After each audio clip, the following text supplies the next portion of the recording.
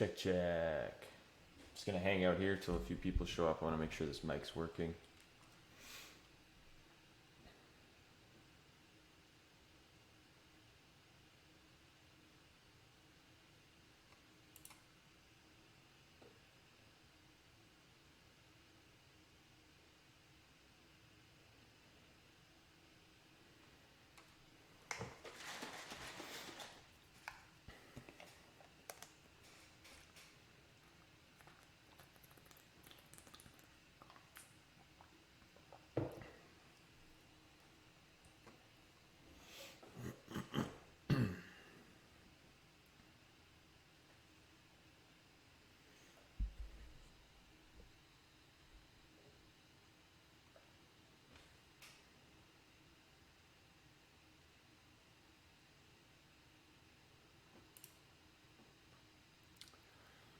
Check, check.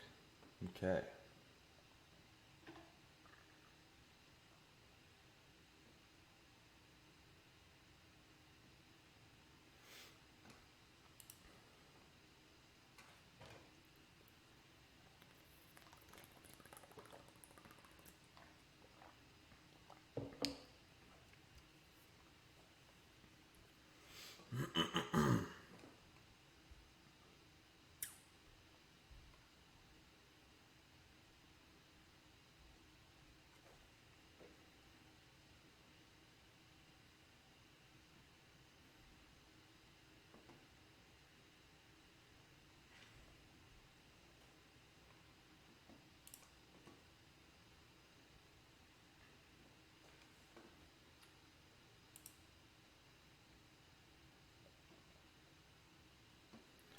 Alright, let's just get going here.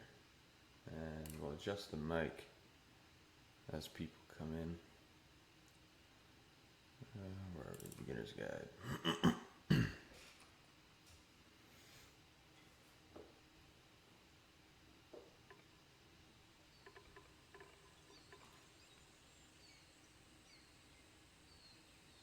Hopster, what's up, man? Always the first one. I love it. Hey, I'm using a new mic today, Hopster. Can you hear me well?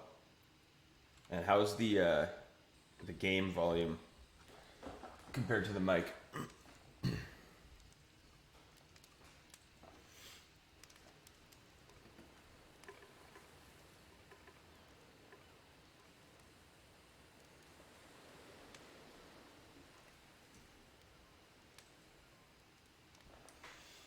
Check, check, check. Can you hear me well? Got a new mic setup going here. Oops. Mic sounds good. All right. How's the game volume? Let me open it back up here.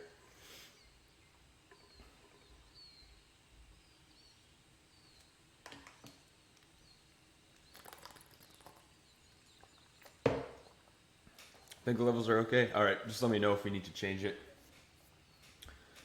Okay, I've never played this game before. This is the same team who made the Stanley Parable, though, so I'm pretty excited. How's your day, Hopster?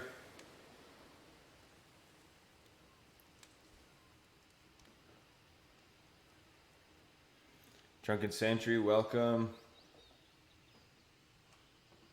How was the Friday in Italy? Hi. It's Italy, right? Thank you very much for playing the Beginner's Guide. Caleb. My name is Davey Wreden. I wrote the Stanley Parable, and while that game tells a pretty absurd story, today I'm going to tell you about a series of events that happened between 2008 and 2011. We're going to look at the games made by a friend of mine named Coda.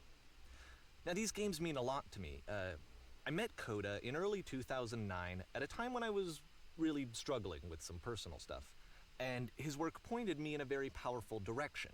I found it to be a good reference point for the kinds of creative works that I wanted to make. So just to start you off, this is, I think, the first game he ever made. It's a level for Counter-Strike. You can walk around here, by the way. And mostly it's just Coda learning the basics of building a 3D environment. But what I like is that even though he starts from the simple aesthetic of a desert town, He then scatters these colorful abstract blobs and impossible floating crates around the level. And of course, it destroys the illusion that this actually is a desert town, and instead this level becomes a kind of calling card from its creator. It's like a reminder that this video game was constructed by a real person. And it kind of makes you wonder, what was going through his head as he was building this? This is what I like about all of Coda's games. I mean, not that they're all fascinating as games, but that they are all going to give us access to their creator. I want us to see past the games themselves. I want to get to know who this human being really is. And that's exactly what we're going to do here. So, it's 2008, Coda starts making these games, and he never releases any of them. He doesn't put them onto the internet, he just makes them and then immediately abandons them, and they sit on his computer forever. And I think he really understood this image of himself as a recluse. At one point, he jokingly renamed his computer's recycling bin to Important Games Folder. So, you know, this was just how he worked. He tended to crank them out one after the other without even really pausing to try to understand what he had just made, until suddenly one day, he just stopped. In 2011, that was it. He made his last game, and then he hasn't made another one since. And that's why I've taken this opportunity to gather all of his work together, is because I find his games powerful and interesting, and I'd like this collection to reach him, to maybe encourage him to start creating again. And if the people like you who play this also happen to find his work interesting, then I'm sure it'll just send that much stronger of a message of encouragement to Coda.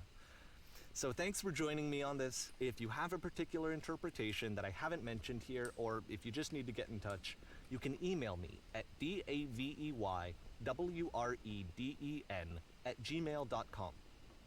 Okay, that's about it for introduction. Let's take a look at Coda's first proper game. As each game is loading, I'll show you the date that it was completed. This first one was made in November 2008. All right. This could either be really interesting or really annoying. I'm not sure what to think yet. But I love the Stanley Parable, so. My day's good. They just closed my girlfriend's school due to COVID, though. Oh, that sucks, man. Is she like a student or holy shit?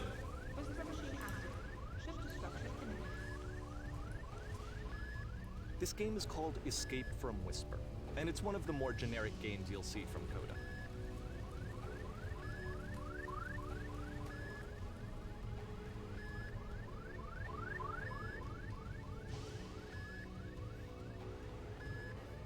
Security call breached. Read beginner's guide and I thought, is this a tutorial for something? Yeah. It kind of looks like this game was abandoned mid-development. For instance, you have this gun, which you'd think would indicate that there are supposed to be monsters or enemies somewhere, but then clearly there are no enemies anywhere. You can't even reload the gun when you run out of bullets. But ultimately we don't really know. Maybe Coda thought that actually it was complete the way that it is. And I think that we should talk about his games for what they are, rather than for what they're not. Enemy force neutralized. Begin chute evacuation.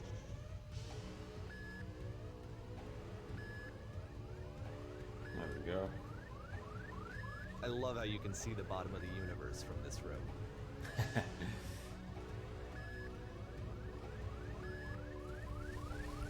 Good but cloudy. Oh man, it's hot as hell here today. It's we've been in the 30s every day for this last week. Just popping by before I sleep after my night shift. How was the shift? Anything crazy happen? And she's a teacher. That sucks. How much longer for the school year there, Hopster? My fiance is a teacher as well, and they just finished on Tuesday. Sure, I don't know. There's really no reason for it that I've ever been able to discern, so in the interest of time, I'm just gonna skip you on past it. Okay, this is the part that's interesting. The game has this narrative about the whisper machine and how it has to be turned off, and then you get to the engine room. Hey, you there, in the engine room. You could save us all. That beam is powering the whisper machine. We could disrupt it by introducing a great enough heat signature. If your body could stop the beam. It's so much to ask, but for all of our lives, would you do it? Could you give yourself? Sure. Why not? Let me pause here for a second. What you just experienced, stepping into the beam and then dying, is probably what Coda had initially intended when he was developing this level. But when he first compiles and plays it, something goes wrong. There's a bug somewhere. And this is what happens instead.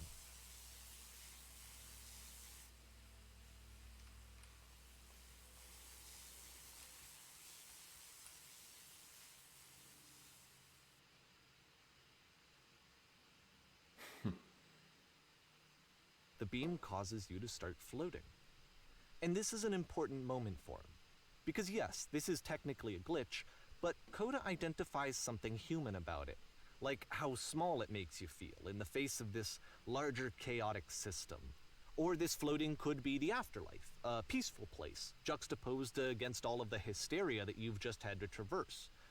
I don't even know. I have no idea what he was thinking, but what's clear is that after making this, something lodges itself in his brain. He wants to do more of these really weird and experimental designs. So he stops work on this and moves on to a stream of tiny little games that go in all sorts of directions. Let's go ahead and take a look at the first game he made after leaving this one behind.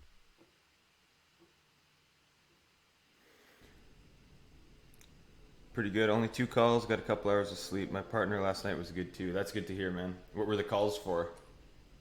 Yep. In this game, you can only walk backwards. We're supposed to finish in 2 weeks. So is the school year just done for her now, Hopster? Or does she have to teach online? Anna had to go online a bunch of times this year. I'm ahead to learn some tabs. Be back later. All right, have fun. Thanks for stopping by. Just can only walk backwards. This is kind of cool.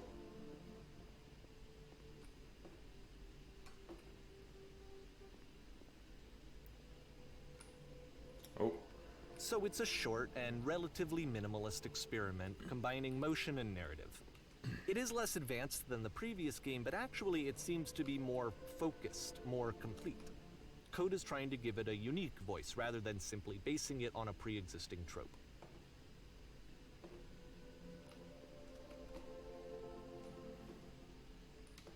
This definitely feels like the Stanley Parable. It feels a lot like Superliminal too, which is a really fun game. How will she find the I should be reading all this. How will she find the strength to confront it? This is kind of cool. Little thought, it says what it wants to say, and then it ends. Didn't need anything more than that. Which to me is why it works, because it gets out quick. Okay, next one. One was heart palpitations and the other hip injury. So what did you have to do? Like, were they actually in serious danger? Or was it more just, you're just picking them up and bringing them to the hospital kind of thing? You are now entering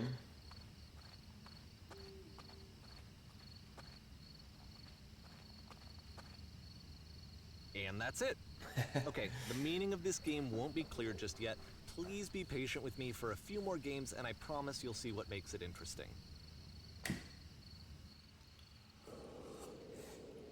Oftentimes, I made a Code lot will of put games in a bizarre short amount of titles time. like this one at the start of his games. I wish I'd known him at the time that he was making these early games. He would really only talk to me about his work as he was making it. Once he stopped work on a game, like, that was it. It was dead to him. And I don't agree with that at all, but what are you gonna do? I know it's tempting, but there's actually nothing over here. Sorry. They've just extended the holidays this time. The last week they're supposed to spend with the new students for next term. It's supposed to be like a transition period. I see. So they're just 2 extra weeks of holidays. That's not so bad. Has she had just a hell of a year with the COVID stuff? I know Anna's year was really tough. It was more just picking them up, honestly. No real big concerns with either of them. That's good. That sounds like a relatively chill night. Joe the Bison, really cool game. Yeah, so far it's awesome. How you doing, Joe? Thanks for swinging by. Once you've been slowed to an absolute crawl, the door at the top of the stairs opens. So why, if Coda's not showing these games to anyone, why bother opening the door at all? Well, to show you, I'm modifying the game here so that when you press enter, it'll bring you back up to full speed so you can enter the door for yourself.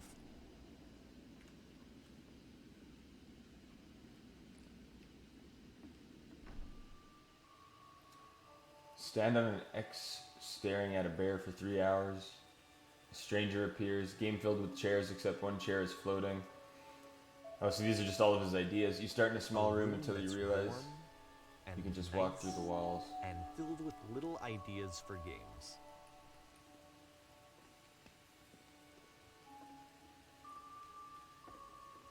Coda would often tell me that he didn't mind if people thought of him as cold or distant. He said that he knew that he was actually a vibrant and compassionate person, but that it takes time to really see that. It can be a very slow climb to get there. Game of only posters and concept art showing what the game is intended to be. A game where you collect items except the game automatically quits. Cool. Anyways, I got a piece. Got to get some sleep before tonight. Right on, Caleb. Thanks for saying hi. Hope you have an awesome shift tonight, man, and a good sleep. And an awesome weekend, too.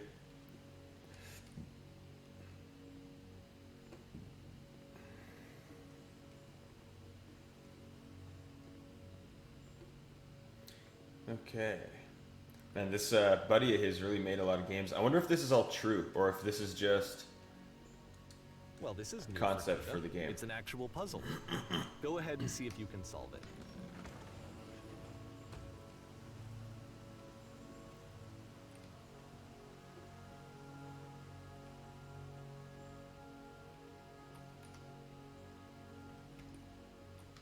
Has anyone played this before?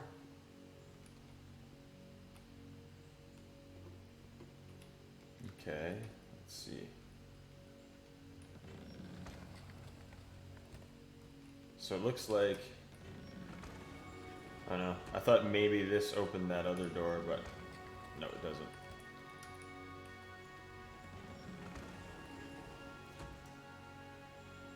Turn it down a bit.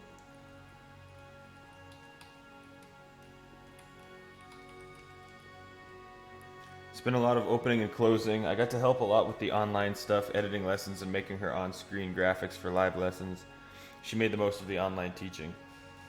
That's good to hear. I'm sure she's ready for a break. I've never heard of this. It's quite interesting, though. Yeah, it is interesting. I think we are in the golden age of like indie games and small studio games. Like there's just so many good ones now, and now like it's relatively easy to make like decent games. So anyone with a cool idea can more or less make a cool game, and I love it. It's really cool. This puzzle's got me a bit stumped though. Alright, let me just walk you through it. You're gonna hit the switch on the outside to open the door. Don't forget that solution, because we're going to see this puzzle again soon. We're gonna see it a lot. Okay.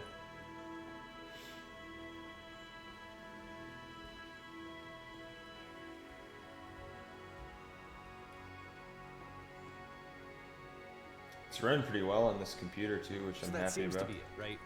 You walk down a corridor, you solve a puzzle, you get to the end. Simple enough.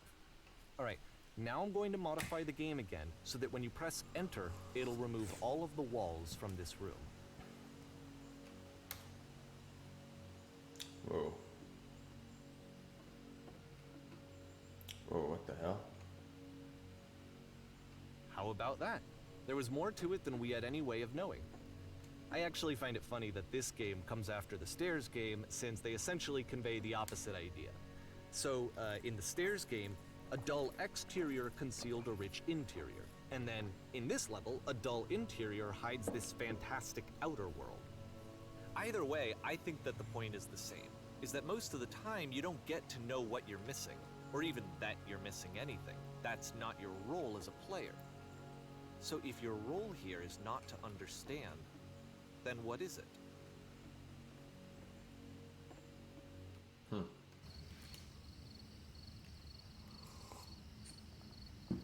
This is cool. I like this a lot.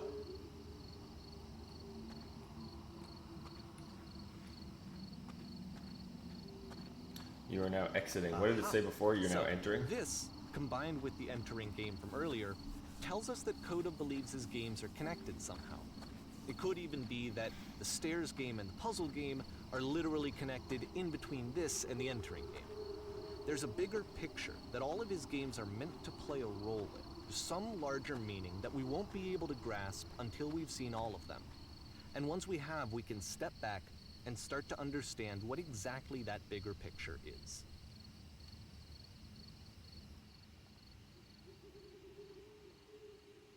The Great and Lovely Descent. This is cool.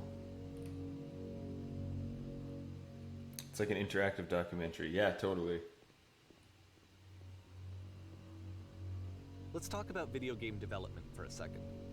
Every video game runs on what's called an engine, which determines what the game can and cannot do. So in other words, the engine is a set of tools for game development. The Streetwise Fool. To make all of these games, Coda is using an engine called Source. Like all engines, Source has certain things that it does well, and it has certain things that it does poorly. One of the things that it does very well is boxy linear corridors. That's why so many of Coda's games are set in these large, flat, empty rooms, is just because he's working with what the engine does well. The tools available to the creator shape what kinds of creative work they're going to end up making. You might consider paying attention to the architecture in Coda's games, to notice how they seem to stem from an engine that's very good at producing linear, boxy corridors. Oh shit. Nice.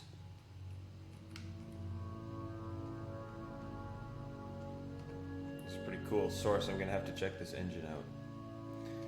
The game I'm making is 2D, but I'm really excited to develop enough skills to start working in 3D. I think that's gonna be a lot of fun.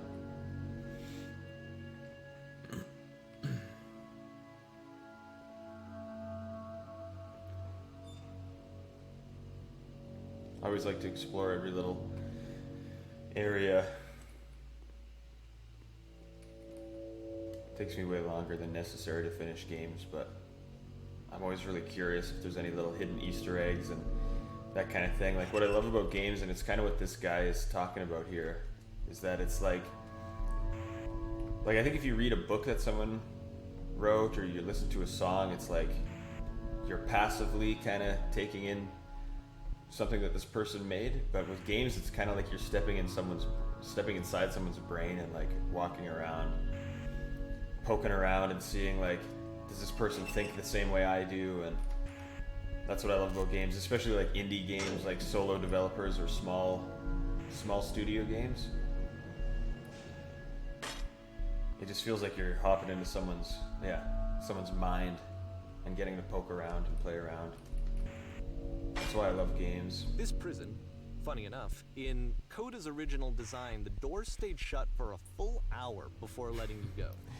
If you don't mind, I think we're gonna skip that.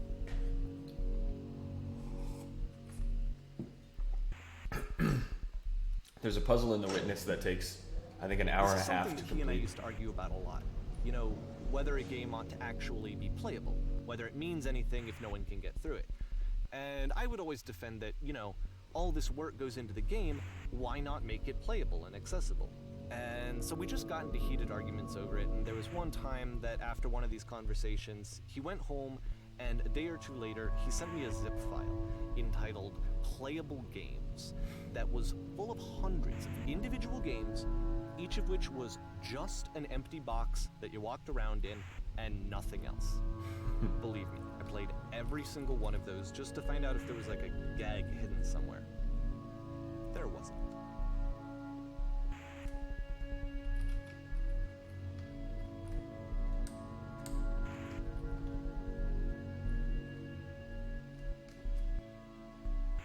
This guy seems to have some serious skill as a developer to be able to just put these together so quickly. Or maybe I just suck. Probably the second one. This is very relaxing, this game.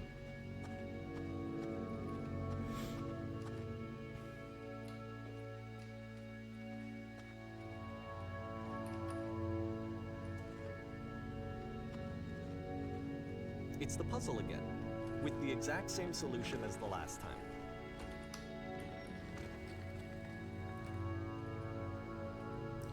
Physics of that doesn't make There's still sense, no but clear that's okay. indication of what makes this puzzle so special that Coda is going to return to it over and over. But I promise I'll share with you my interpretation very shortly.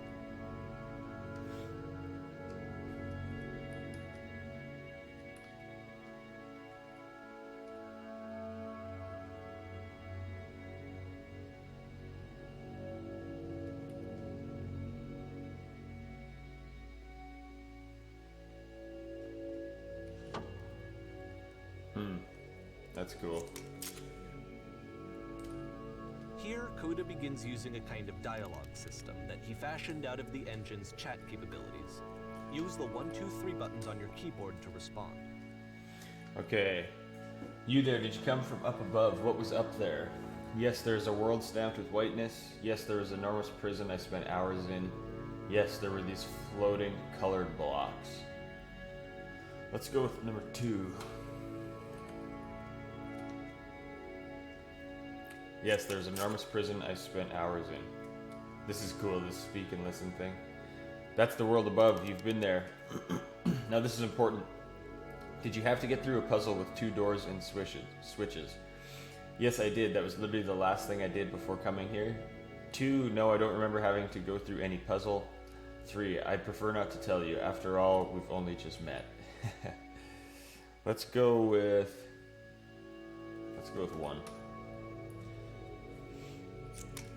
Again, perfect. Now please, tell us how you solved it. Tell us the solution. Tell us how you get to the other side. I don't remember how I solved it. I'm trying to remember, but I can't. I didn't solve it. Someone else let me in. Or trust me, you don't want to go over there. What do you guys think? 1, 2, or 3?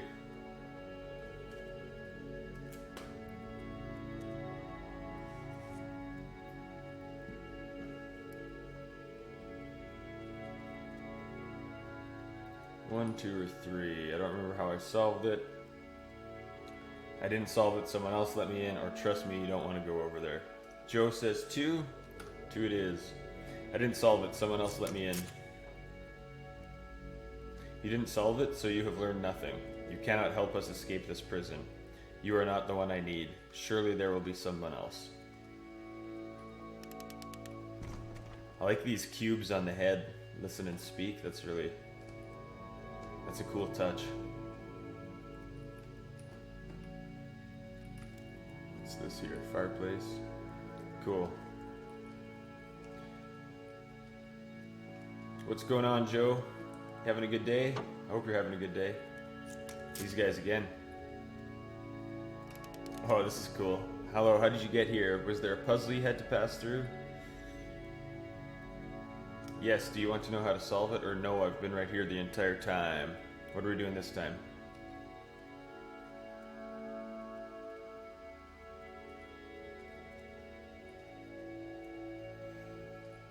Excuse me.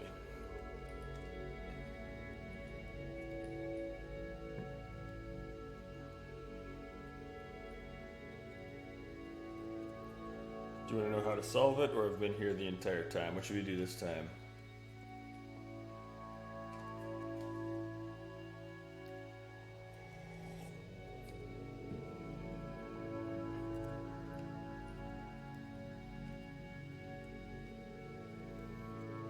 Rusty Colt says 1, Hopster says 1. Alright, we're going with 1. Rusty, welcome to the chat. I don't think I've seen you here before. Thanks for joining. I hope you're having a good day. Speak. No, we actually find the black space between the doors to be far more interesting. Have you seen it yet? Alright, 1, 2, or 3, guys. Why would I care about the space between the doors? Actually, now that you mention it, I remember feeling strange as I passed through it. And I don't recall a space between the doors.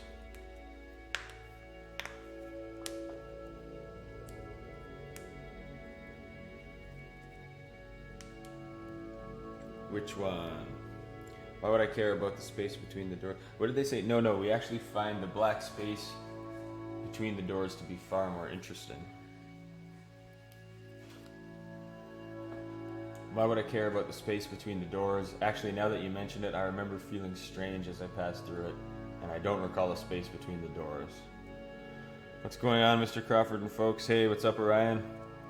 We're playing the Beginner's Guide today, which is by the same guys who made the Stanley Parable. Joe and Hopster say 1, alright. Why would I care about the space between the doors? There's a reason, but it may take time before you understand, which is fine. You'll see it again soon.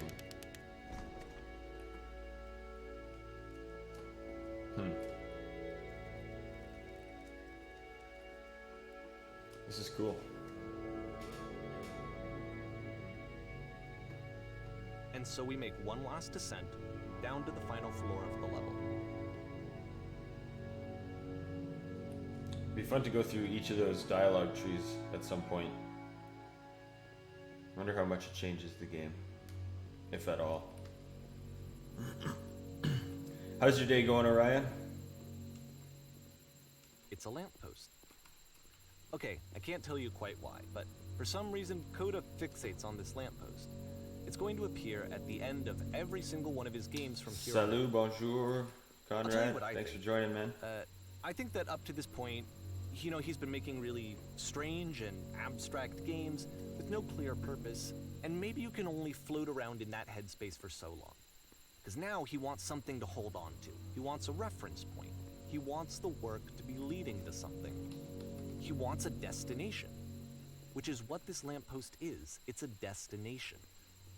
We're going to see it in the work as well. His games are just going to become a lot more cohesive, a lot more fully developed, with more of a clear idea behind them. And as we go, that idea will get clearer and clearer and clearer. You guys think this is all true? There actually is a guy named Coda who made all these games, and that this narrator is bringing us through these games, or is this all just a concept for a game itself? What do you guys think? I'm not sure. Okay, all notes you see are left by other players.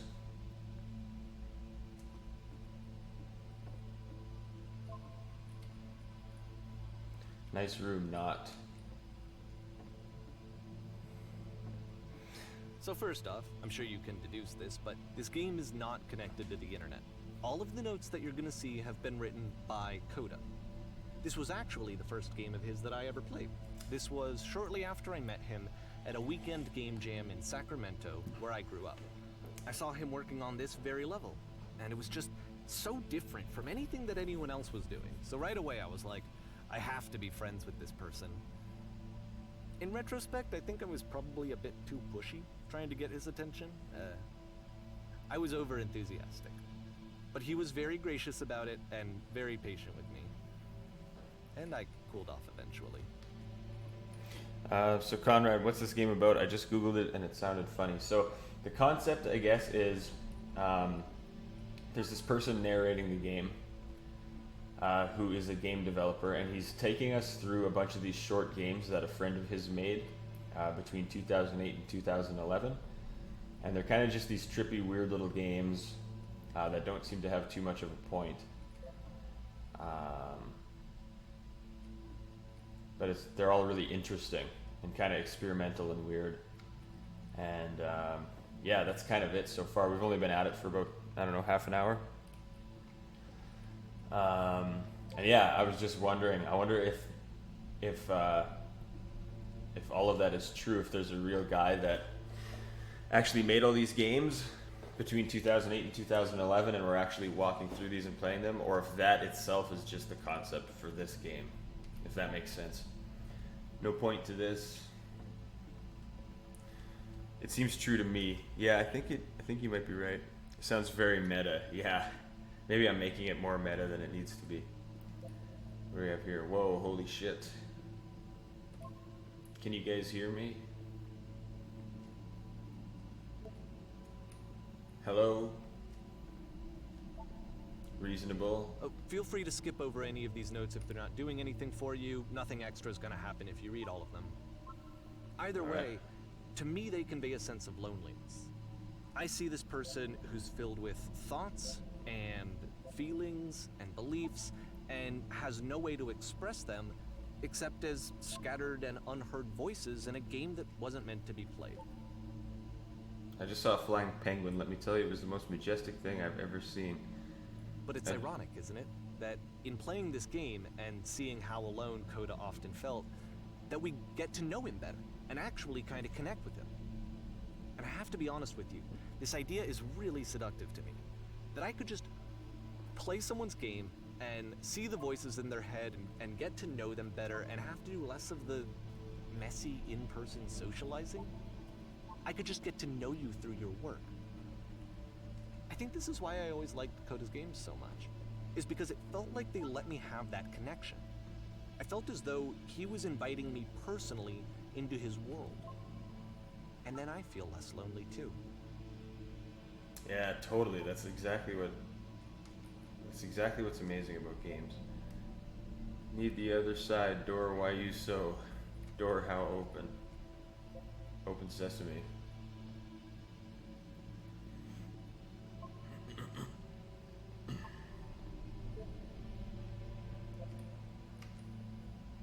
You hear the chimes? They keep you going, don't they? I don't think I hear any chimes. I would like very much to be desired. This is where I get off. Stop, turn back, proceeding further will only result in misery.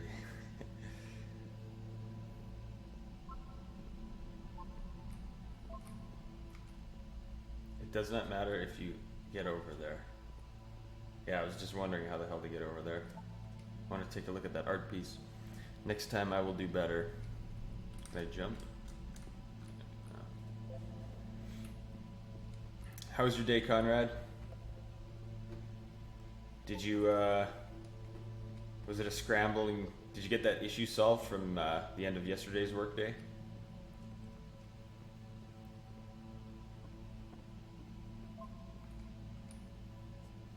Painting, what does it mean? Whoever made this has issues. Help, I'm trying to speak. Hey guys, how's it just hanging? How's it going, just hanging? I think it's about how things look messy from up close and perfect from far away. I don't know, I thought it looked pretty messy from far away as well. Spoilers, it doesn't mean anything. Devil Tower Star. He was himself the most horrible creature he could imagine. Well, I'm here now. Yeah, we're all here now. There must be a reason for it, though. His terrible secret, he kept it well. I beat the game. Oh. More room? At the end of this level, we're going to see the puzzle again. And here, I'll tell you what I think the puzzle means. Each of these games represents an idea that was on Coda's mind at the time that he was making it. And the puzzle is a way of closing the door on a previous chapter of his life before moving on to the next one. In each of his games, after exploring a theme that, he might find difficult, Coda can then place this puzzle that he knows has a reliable solution, he understands exactly how it works, and so it gives him a simple mechanism for moving on.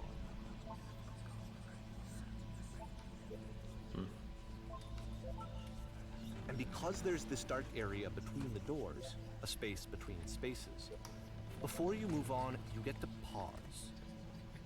Just for a moment, a few seconds to reflect on and let go of the events that led you here. To step back and connect the pieces together. To grasp at that elusive bigger picture.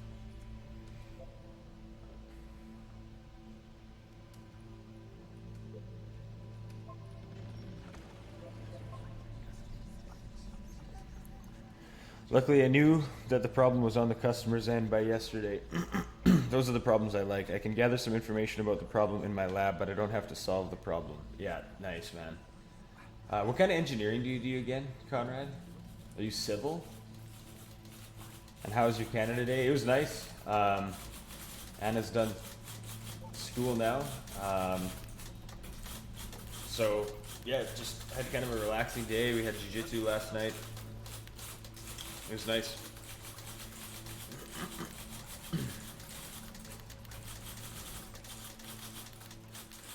this that whole 1,000 typewriters typing infinitely will eventually write Shakespeare thing? It can be anything. Say something. Talk to me, please. Speak, speak, speak, speak, speak.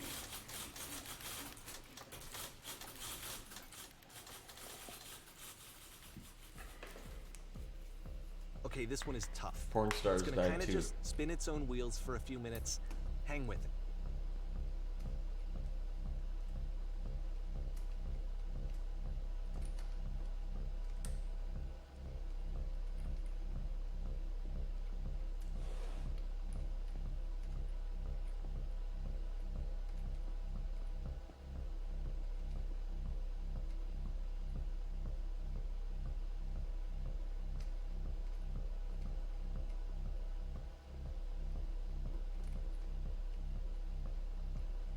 I like the music in this one.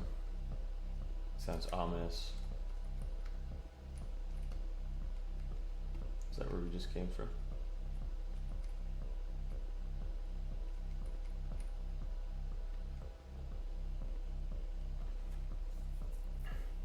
Materials engineer. It's kind of niche.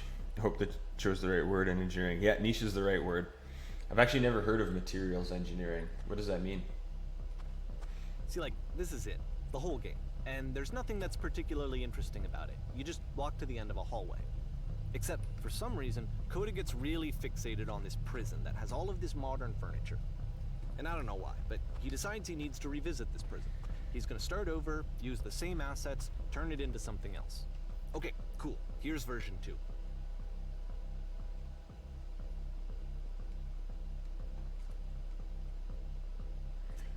What furniture ought to go in the center of the room? All right. What do you guys want to do here? We got number 1. How about a TV with surround sound? We have a refrigerator or a giant hole in the ground. Put enough random shit in the game and somebody will eventually derive meaning from it. Yeah, I kind of agree with that. I'm not sure how much of this is super deep and how much of it is kind of nonsense. Definitely the hole. Number 3. All right, we'll go with number 3. Put a giant hole in the ground. Oh, that didn't happen. Put a table there. Okay, now what about along the wall of the room? Huge picture of a horse, a washing machine, or 10 stoves lined up along the wall.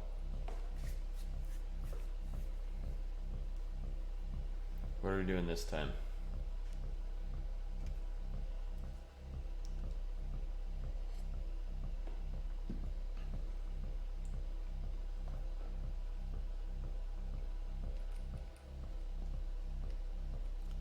Picture of a horse, washing machine, or 10 stoves.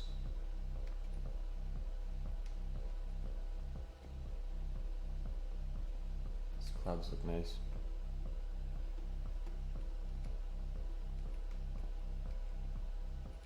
One, 2, or 3.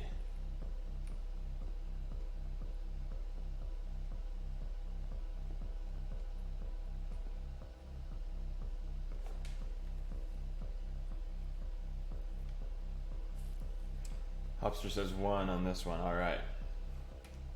Huge picture of a horse. Yeah, it's not doing what we were wanting anyway. I think we should light up this room a bit. Skylight, full ceiling window. Let's open this baby up.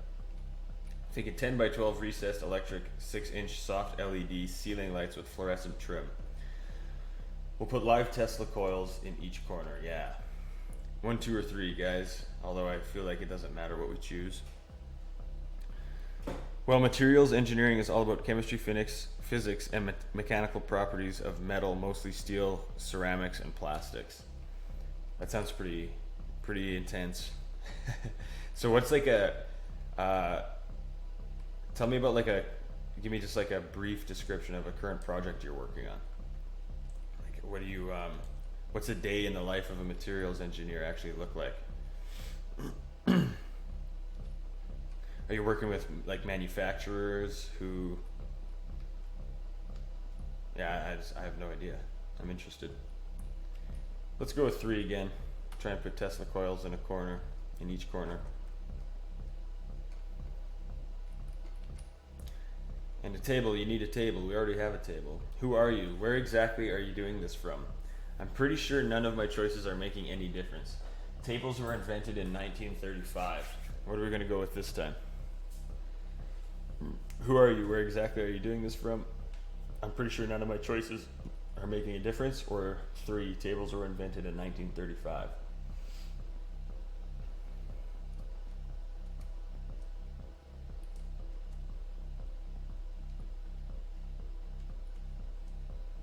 Joe says 2. Pretty sure none of my choices are making any difference. Whoa.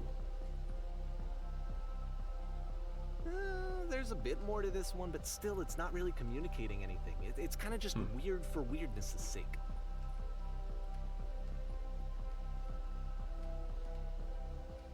So, okay, he throws it out and starts over. This time he comes at the prison idea from a different direction.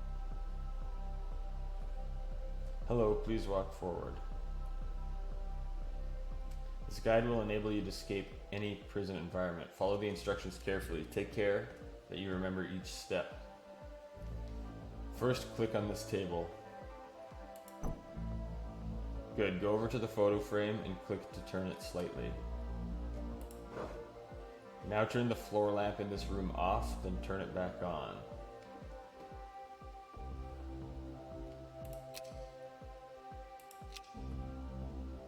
Now go to the left side sofa, move it over a little.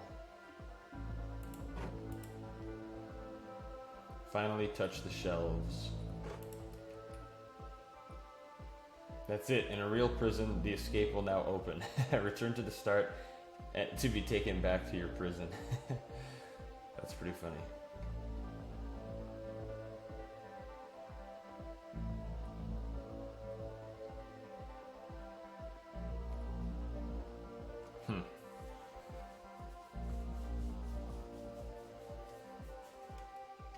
And of course, now the table is gone and you can't begin the chain of events to escape.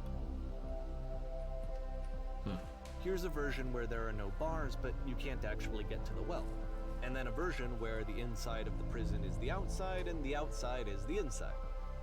Let me just blink you real quick through a few more of these. I mean, he really unloaded on this prison idea. There's nearly a dozen of them. Personally, I think it's awful to watch this. To see a person basically unraveling through their work. And for what? Like, at what point do you just go, maybe there are game ideas other than this prison that I could be working on? But Coda doesn't have that voice telling you to stop. That particular mechanism of defense against yourself. Without it, you just spiral. And so he keeps going and going and going and going and going, and then he hits on something. And he likes it. And that's it. He's done. He stops making prisons. This is the very last version of the prison game that he created. And the reason I think it works is that the prison is not actually in it. I'm just gonna get some coffee. I'll be back in 1 minute.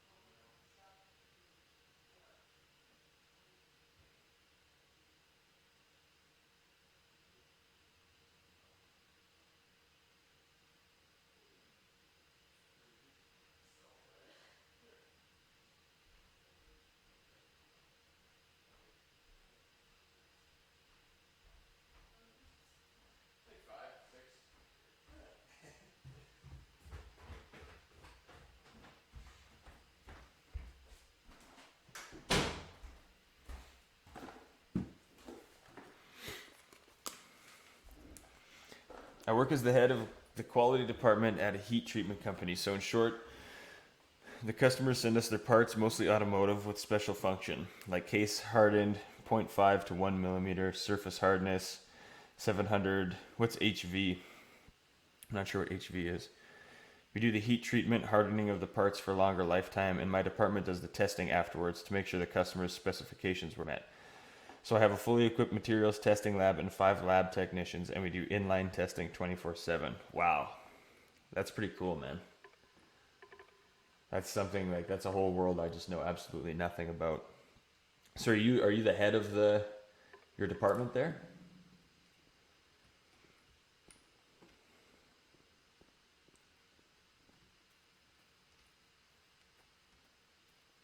That's really cool. I feel like physics and chemistry would be really, really interesting. Chemistry I always had a really hard time with, though. Physics made a little bit more sense to me, but chemistry was really tough.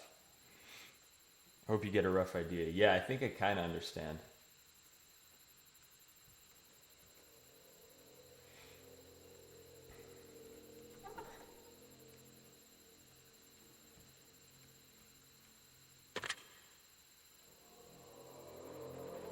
Hello? Who is this? Hey, it's me. I'm you from after you escaped the prison. You're me? Dot dot dot. So you were trapped in this prison too? Yep, I was in the furniture maze. Yep, It's a I was in the conversation. escape tutorial. And so Yep, this I was is in the what reverse Coda prison. wants, is to be able to talk to someone, to share what's on his mind, and to get some good advice from someone who knows. But the irony is that even in this scenario, you're still talking to yourself. You know, all of these games so far are Coda talking to himself.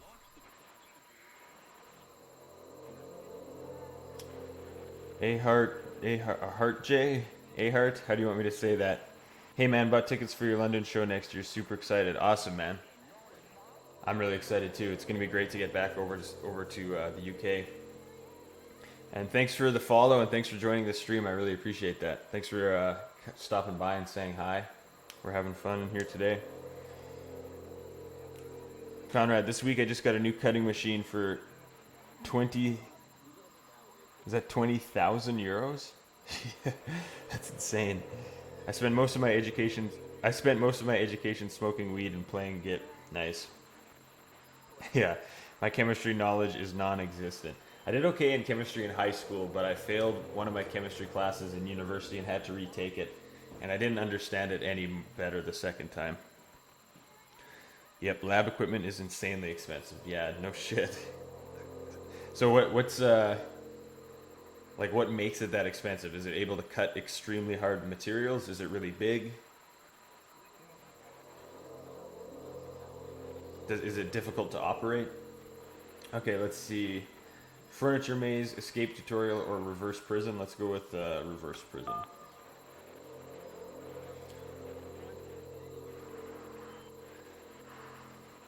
That's where I am right now. Oh, I'm so glad to know that I get out eventually. What's it like to escape? Actually, I'm already forgetting what being in the prison was like. It's strange, but in a way I kind of miss being in the prison. Or it feels like being completely still and wildly in motion at the same time. Let's say number 2. It's strange, but in a way I kind of miss being in the prison. Why? Was there anything about it that you felt good about? Being here sucks. True, maybe I only like things once I don't have them anymore. 2, it was comfortable, I knew its limits, I knew my place. Or 3, you don't feel excited about getting out, the promise of freedom. I'll let the chat pick this one. 1, 2, or 3. Maybe I only like things once I don't have them anymore. It was comfortable, I knew its limits, I knew my place. Or, but you don't feel excited about getting out, the promise of freedom. Heart says, I don't know how to pronounce your name. I'm just going to call you Heart. Heart says 2. It was comfortable, I knew its limits, I knew my place. Is that good though? It's comfortable, but it's inhuman. I couldn't live this way. You don't need to, you just need to be patient. Having limits is way more important than you probably realize right now. Or 3, you'll see what I'm talking about when you've been there for a while longer. What are we going with this time? I couldn't live this way. You don't need to, you just need to be patient. Having limits is way more important than you probably realize right now. You'll see what I'm talking about when you've been there for a while longer. It does very precise cuts without inducing heat into the part, water cooling, which is super important for material testing. Also, it has to be reliable over many years, and this machine has different cutting modes, which is really nice for our testing. That's cool, man. That's really, really cool. So are your customers actually, like I assume they wouldn't be private, just like private people, right? Like your customers would be manufacturing companies and that kind of thing? Not just regular citizens? Alright, Hart says 3. I hope that's okay that I'm calling you Hart, by the way. You'll see what I'm talking about when you've been there a while longer. Wait, if you're me, then did you get a call from another version of you when you were trapped? No, I think I'm the first person to call back. Or 2, yes, I did get a call. That's how I escaped. Let's go with 1 this time. No, I think I'm the first person to call back. Then how can you tell me how to get out? Maybe I can come find you. What do I have to do? To get out, all you have to do is be sincere. To get out, you need to tell me how you feel right now, or to get out, just talk with me for a bit. What are we doing this time? 1, 2, or 3?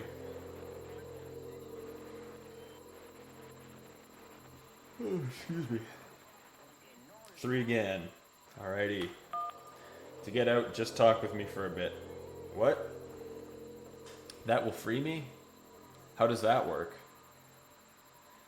Listen, you can't know until you're out, but I promise it works. Just talk to me, or it will make sense. I'm just gonna let the chat pick the dialogue trees here. You guys decide.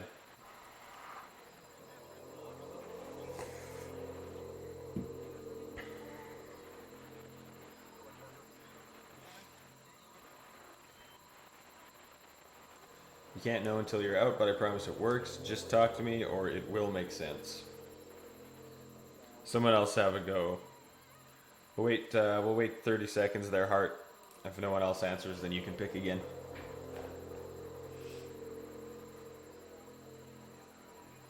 Just gonna open my window. It's hot in here today.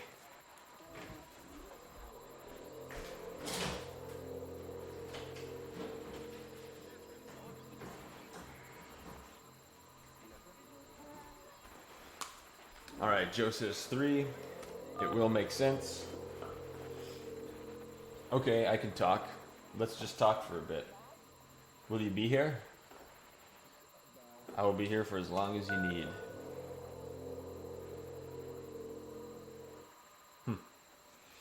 I can see why he considers this a fitting conclusion to the prison games. After all of the obsession and frustration, just to be told by someone you can trust that things are going to be okay. Wouldn't that be nice? Well, it's very diverse, actually. A while ago we had... So what would it look like? Let's pause this. Well, it's very diverse, actually. A while ago we had an artist, private customer, nitrating his handpan. This instrument that does those nice space noises. But mostly we have tool manufacturing, energy sector, and most important, automotive. Those are big suppliers that produce thousands of parts per week. Oh yeah, and Mercedes-Benz is also one of them. That's sick, man. What does nitrating his handpan mean? He's putting... Is he trying to... what does that mean? I have no idea. If Coda wanted to make a game about talking to someone other than himself.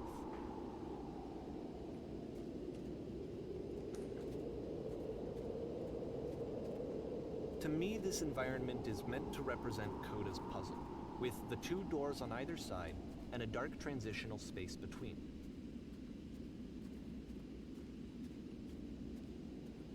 Let's go up the hill first, just see what's up here.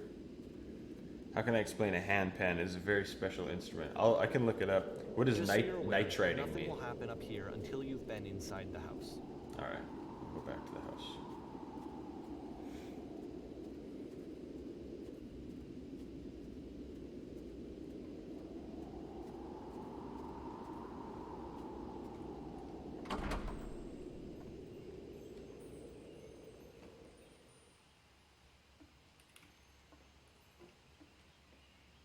Well, my goodness, I'm glad as all heck that you showed up. Thought I might be having to clean this entire house all by myself, and right miserable.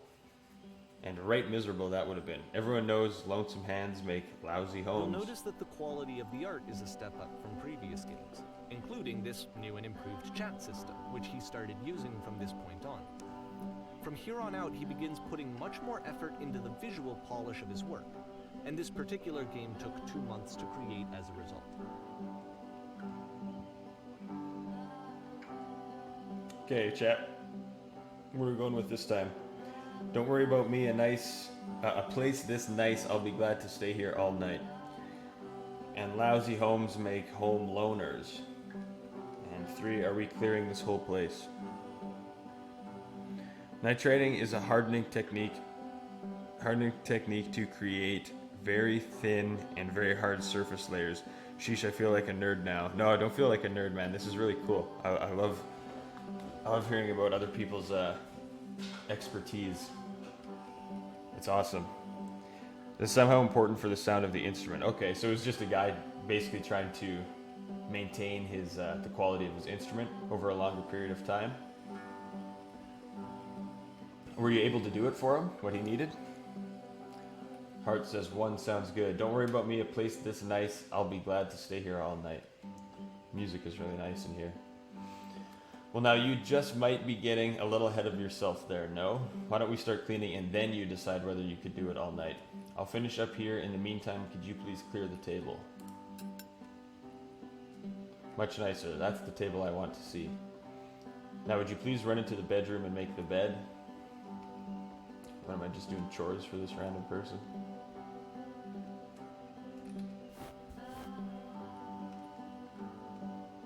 While you're in there, why don't you straighten out the rug a bit? All the little details matter.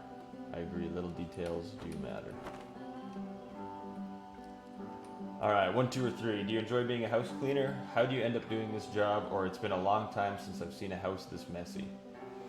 This is not that messy. Actually, the background music here sounds like a handpan. Okay, I'm gonna have to look this instrument up.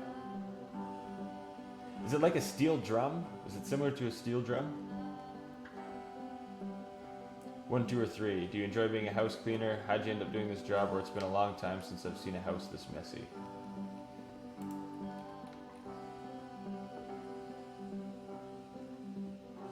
This actually reminds me of the music in Outer Wilds quite a bit.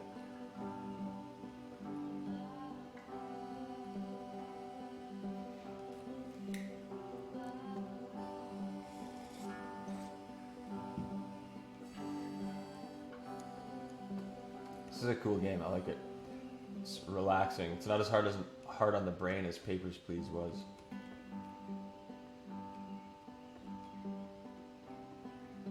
It looks like a UFO. You play it with your hands with the instrument on your lap. Yes, I think I know what you're talking about.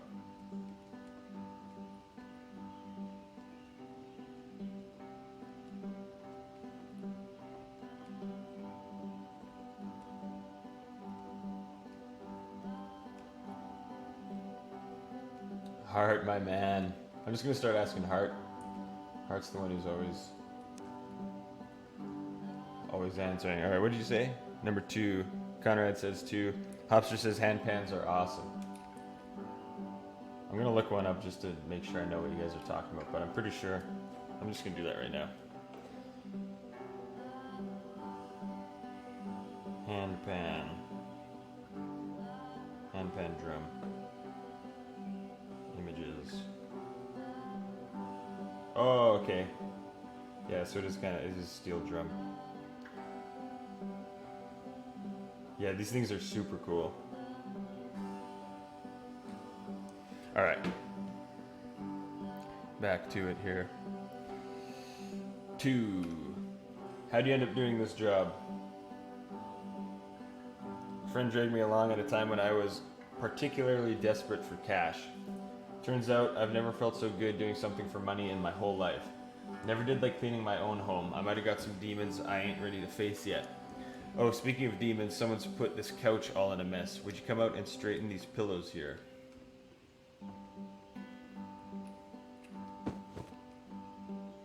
Oh dear, looks like someone spilled a drink over by the couch. Maybe mop that up as long as you're over there.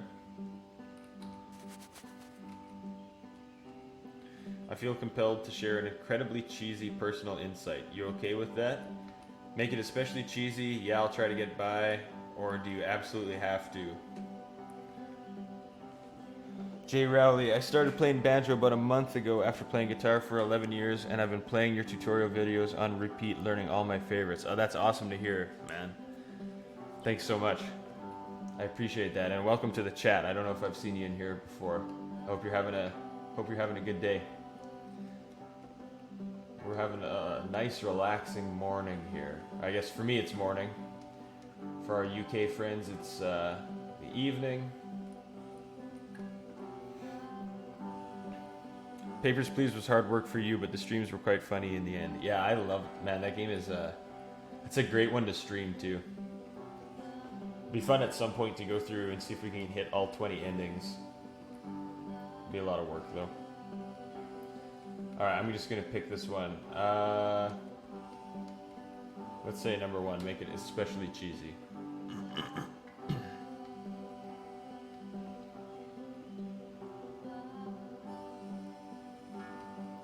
No, it was stupid. Sorry. Never mind. Oh, come on, man. I want to hear the story. Hey, these dishes need to be washed. Why don't you come do that? Last I checked, the tub needed a cleaning. How about you scrub it down as best you can? No need to be perfect. We're all just human.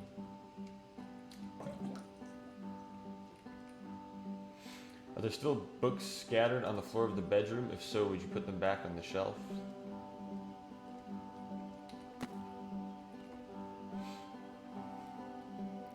How difficult is playing the banjo, actually? After the intense set of prison games. It's, I don't know. I don't think you could say it's really more or less difficult than any other instrument. Obviously, it has its tiny little technical requirements, and, once you kind of get the basics down, just like anything, it starts to become easier, and the more you do it, the easier it gets.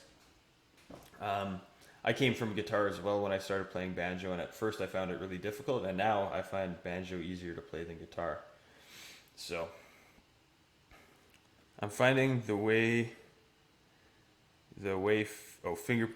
finger picking style is difficult.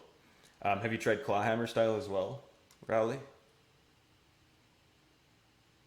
And if so, which do you prefer? Almost feels like cleansing.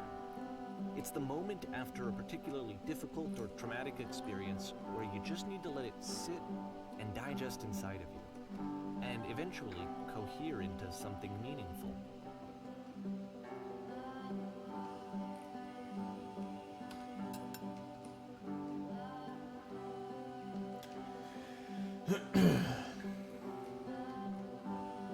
House cleaning is so difficult, how do you do it? Are all houses this easy to clean, or do these chores ever end? What do we want to say this time, chat? I got myself playing the ukulele because it's so super easy to learn and play. 4 strings is just the amount I can handle. Nice. Ukulele is fun too.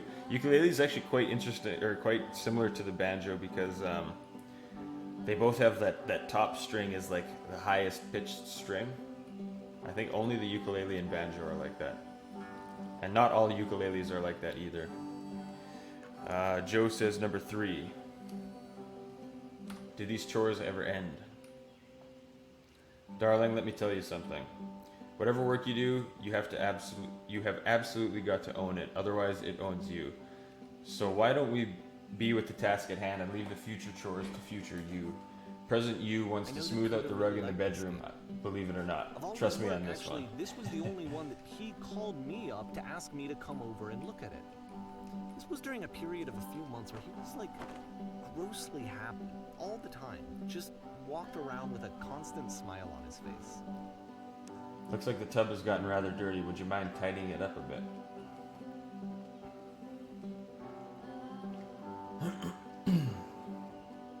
I really hope this doesn't end in some sort of tragedy for Coda. I kind of feel like that's where this is all going.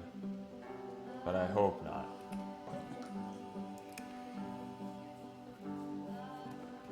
Rowley says, yeah, I've got the metal finger picks and slowly getting clawhammer, which I find a bit more fun.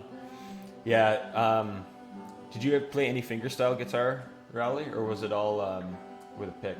Oh shit. Earlier when I said I had a really cheesy thought, I was going to say that it occurs to me that one's house is a lot like one's soul. You take care of it and it takes care of you.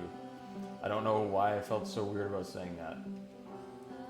All right, 1, 2, or 3. I get it. That's a weird thing to say to someone you just met. Yeah, you're right. That's pretty cheesy. Or 3. There's a bit of truth in it, no?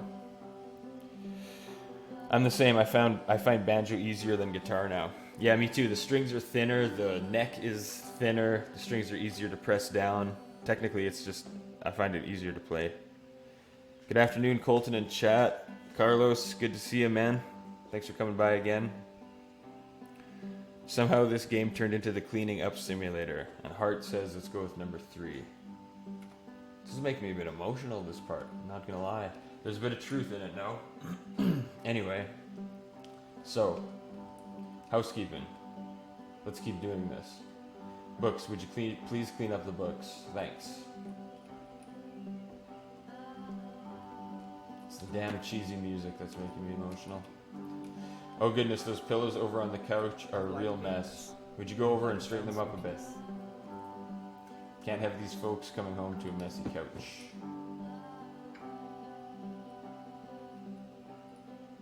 Cheesy too. Oh, sorry, Conrad, we missed you on that one. But, of course, it can't last. The music stops, your companion is gone, it's time to leave. The door at the top of the hill is now open as well. Again, you can't stay in the dark space for too long. You just can't. You have to keep moving. It's how you stay alive.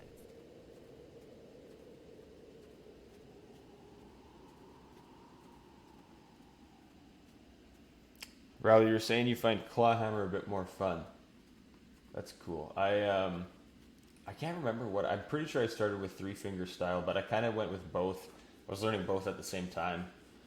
And I kept going... I still go back and forth. Sometimes I like Clawhammer more, and I get really interested in Clawhammer for a couple of months. And then I'll kind of get bored with that, and I'll get the 3-finger style. That sooner or later you have to pick up and move. I really thought that was the point of it.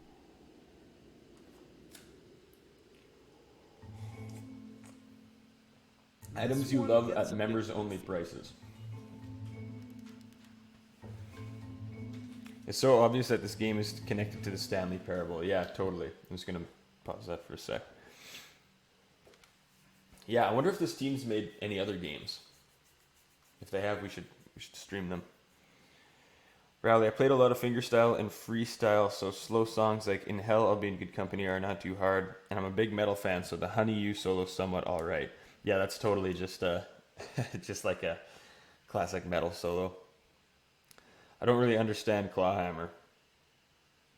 It's kind of tricky. It took me a while to figure it out too.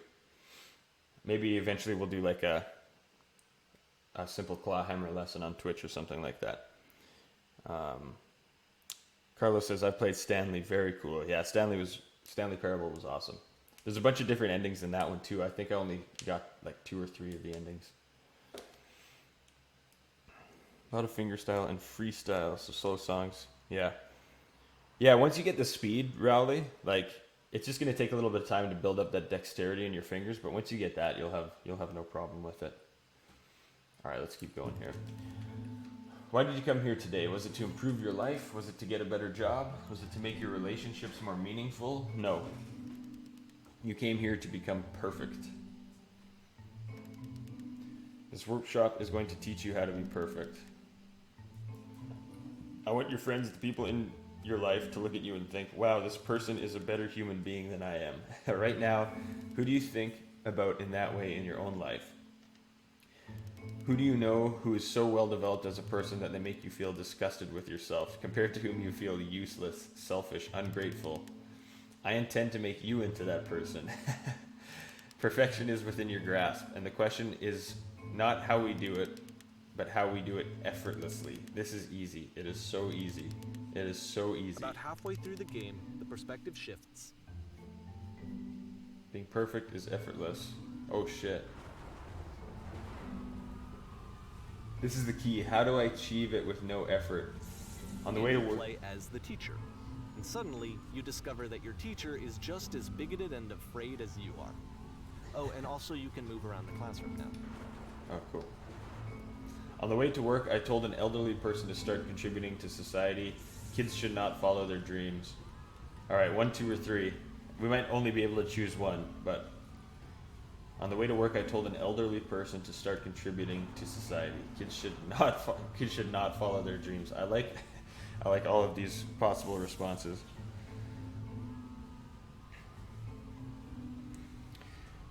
Hopster, don't really understand Clawhammer. What's confusing you about it?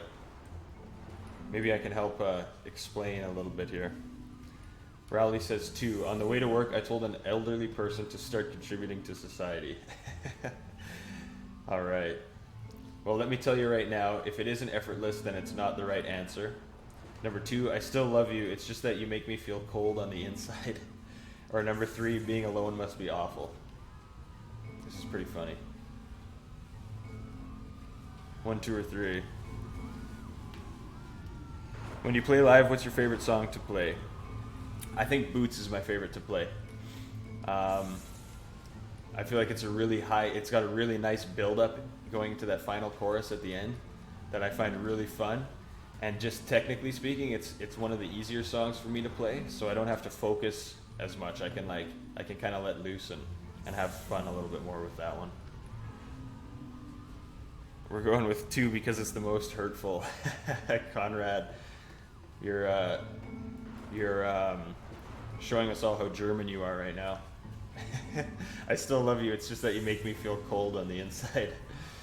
Thank goodness all of you perceive me as being wise and intelligent. Drinking is not hurting my life. Or 3, if you are torturing yourself trying to find the right solutions for your life, you're not doing it right.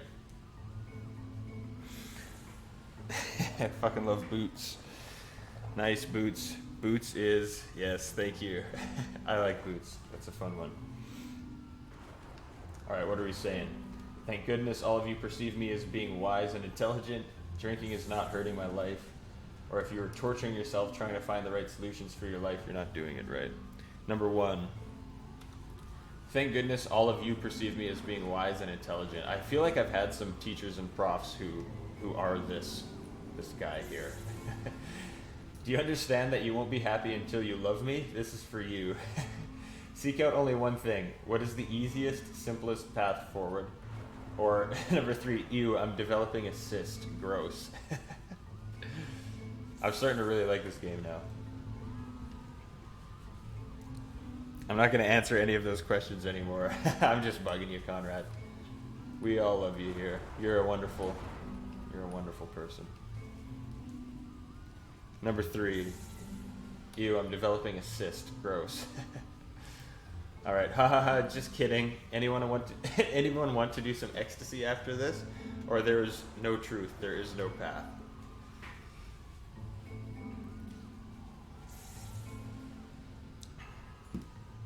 Oh, we got 2, we got 3.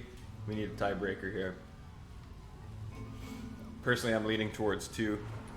Can you tell us how it was to record in Hell Made Good Company video? All those takes and locations. Yeah, it took fucking forever. All right, Hart's got the tiebreaker on 2. I'll just answer Carlos's question here and then we'll keep going. It took forever, so we were in... we actually filmed it like... I don't know if you've seen the Banjo Odyssey video where we're on the flatbed of that truck. But I'm pretty sure we started filming in Hell like the next day because we were already in Toronto. And if I'm not mistaken, the same people who made all of our videos, pretty much, Two Brothers Films, they were there to film us doing the flatbed truck thing for the Banjo Odyssey video, and then we started doing In Hell in Toronto the next day. So basically what it was we'd set up the camera, Zach would set up the camera, he'd measure out the exact distance between us and the camera, and we'd get into the same position, as close as we could get to the same position we were in before, and then basically we would just play the whole song. Danny had the song in his, he was the only one who could hear the actual recording of the song. He had it in his one ear. You'll notice one of Danny's ears is never faced, like it's always turned away from the camera. He had a little, an earbud in that ear, so he's playing along with the song so that the timing was right. And then, we just played it over and over again. And then we'd pick up the camera, move a couple blocks, do it again. We did that over and over and over. We did that for like 2 days in Toronto and then 1 day around Regina. It took about 3 full days. All right, the Banjo Odyssey was great as well. Yeah, that was pretty fun actually. I think the cops came at one point or were going to come to shut us down. It was pretty scrambly. Like we were only in each spot for like 15 or 20 minutes because we didn't want to get in trouble. So we would just park this truck random places in Toronto, play the song, play maybe 1 or 2 more songs, and then drive away. Okay, number 2. Anyone want to do some ecstasy after this? What if I'm not a good teacher? Do what is easiest, do what is simplest, feel what is true. Holy shit, you guys, something is coming out of the back of the room. Look out. 1, 2, or 3. Sir Beef Swaggerton. Hey Colton, got to shake your hand in Buffalo. It was a good day. I'm trying to think of Buffalo. Was that the old church? Astor Hall or something like that it's called? Awesome, totally worth it. Wow, crazy. Every time I watch it I think about the people staring at you. Yeah, we got some weird looks for sure. Number 3.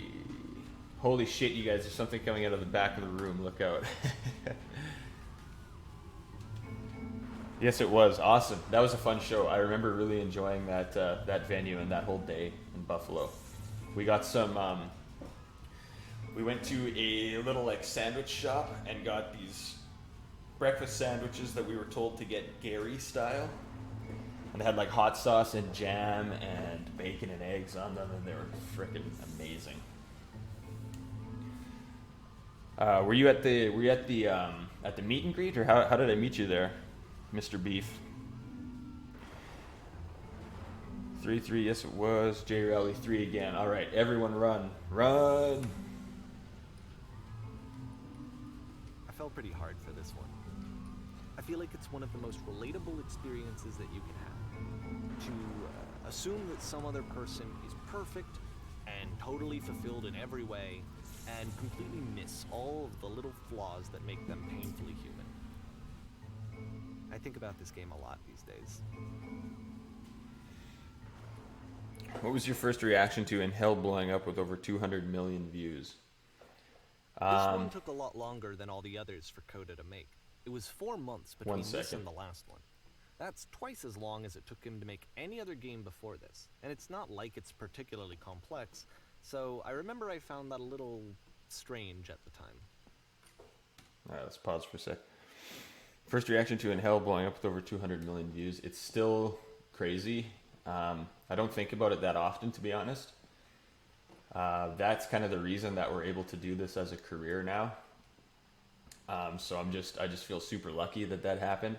I definitely don't expect any other of our videos to ever get that big again. Thankfully, none of us are like interested in trying to chase that, trying to get 300 million views or anything like that. I mean, I just think it's awesome that that song and that video seemed to resonate with people. And now I get to, it's because of that video that I'm sitting here talking to you guys. So, I mean, it's just really cool. I just feel really lucky that happened. No, I was just standing like 2 feet in front of the stage. Also, my cunded up. Oh, your cousin took the cello bow. Uh-oh. We were not happy about that. Those are not cheap, those cello bows, and they're very, very important for the performance. I remember the rest of that tour was a little bit stressful actually because we missed that cello bow. I can't remember if we ever got it back. I hope your cousin ended up giving it back, and if he hasn't, I would really appreciate it if he could. That would be awesome. I think your cousin probably thought it was just something like kind of like grabbing a guitar pick or something, right? But yeah, we weren't very happy about that. So cool. That video introduced me to you, and it was the best to hear it at Umbrella Academy. Yeah, the Umbrella Academy, I still haven't even watched that show, but I've heard that the scene that was in is really, really good. I've heard that the show overall is really good.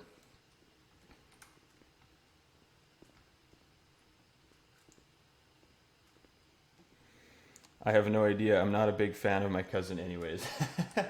That's okay. I don't mean to be throwing shade on your cousin. But for anyone listening, don't take people's cello bows.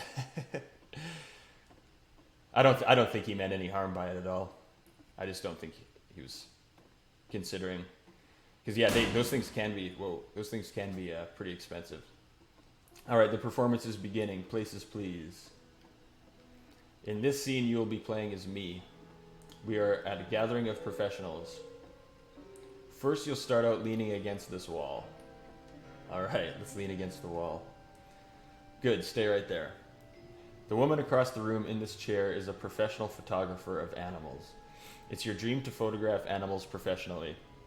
This is your one chance to learn something from her, to gain something, to succeed. Go on, say something to her.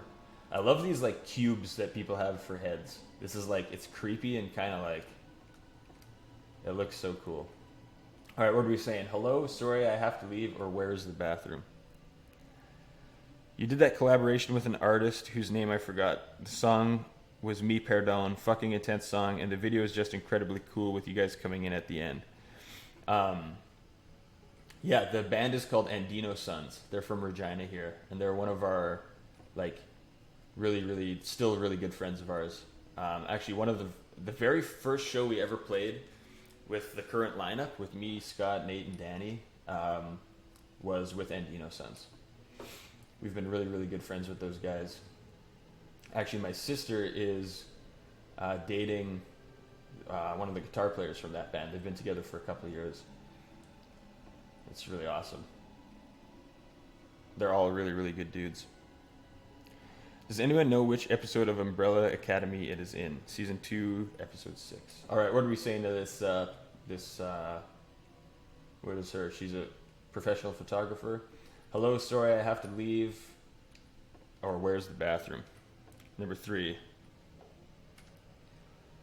Where's the bathroom? What are you doing? You're deflecting. You're not saying what's actually on your mind. Stop dancing around it and have a conversation with this person. Do it again. So when are you going to play accordion on tour? My sister actually plays the accordion. She's pretty good at it. I've tried it before, and I'm absolutely just terrible at it. All right, Conrad's saying, I'm super scared right now. I like you, or here are all of my hopes and dreams. 1, 2, or 3. I think Conrad is saying 2 for the last one.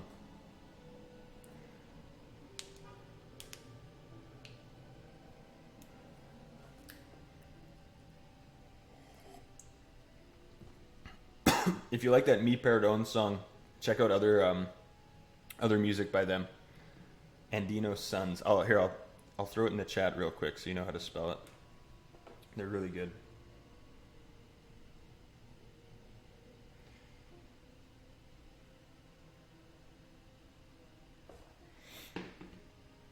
One, two, or three.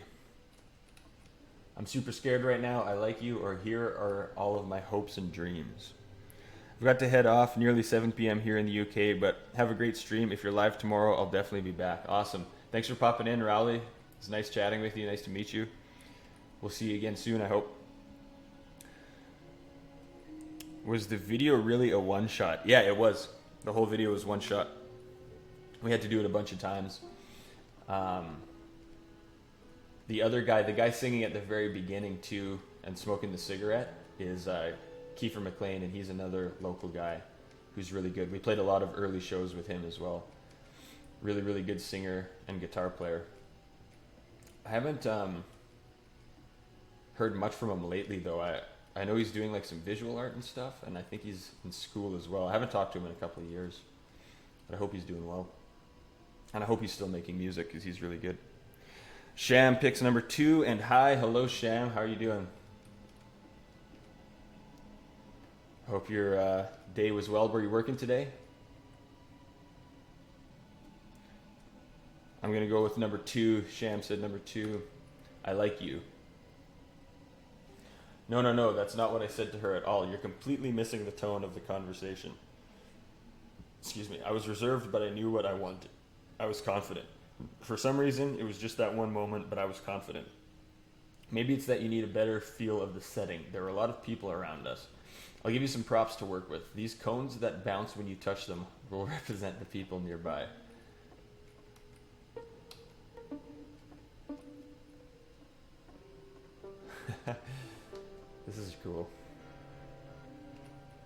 Sir Beef Swaggerton. I play in a polka band here in Buffalo, and I heard there's a polka scene up in Saskatchewan. There is actually. There's a lot of Ukrainians in Saskatchewan. So there's lots of polka here. Yeah, you're working now. How much longer do you have to work today? And how's your day going? Who are you working with today? All right, no, 1, 2, or 3. You must have worked really hard to get where you are. I bet you've learned to lean into the pain. What are some sacrifices you've had to make? So there's a bunch of other people on stage for some reason instead of being in the crowd.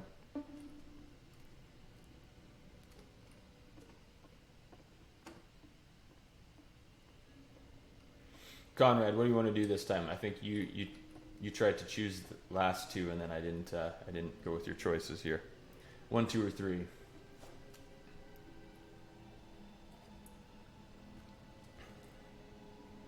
Definitely 2. All right. I bet you've learned to lean into the pain. You're messing it all up again. You'll freak her out if the conversation gets that personal that quickly. Do you not realize how important this was for me? I'll never get another opportunity like this again. Everything was riding on this. I want to try something. Try stepping back from the stage.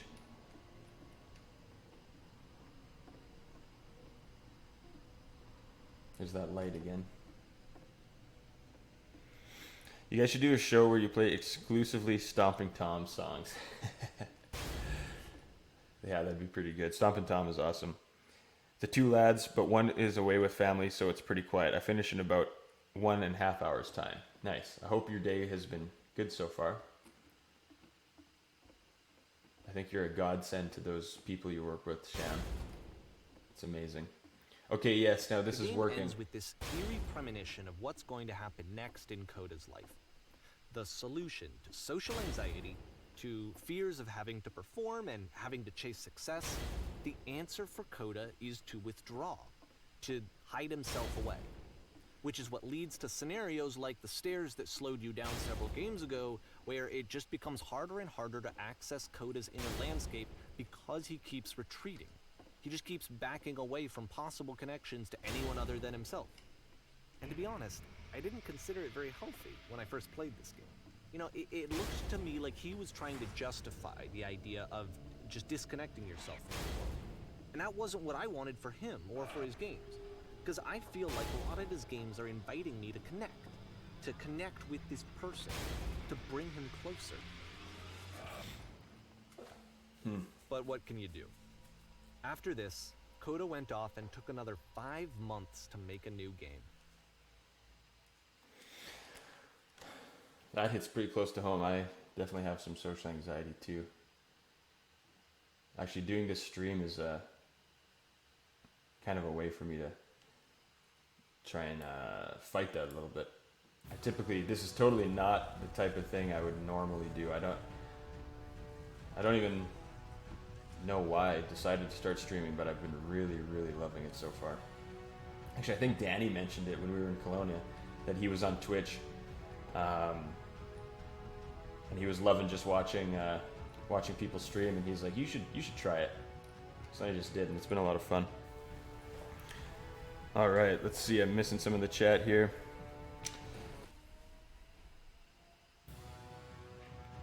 Thank you. It's a joy to work with them. Nice to have a job to draw joy from. I'm just going to pause this for a sec. Absolutely nice to have a job to draw joy from. Amazing. If you ever come back to Buffalo, you should let my band open up for you. We don't have a ton of control over who opens up for us, and it's usually we have the same people for the entire tour.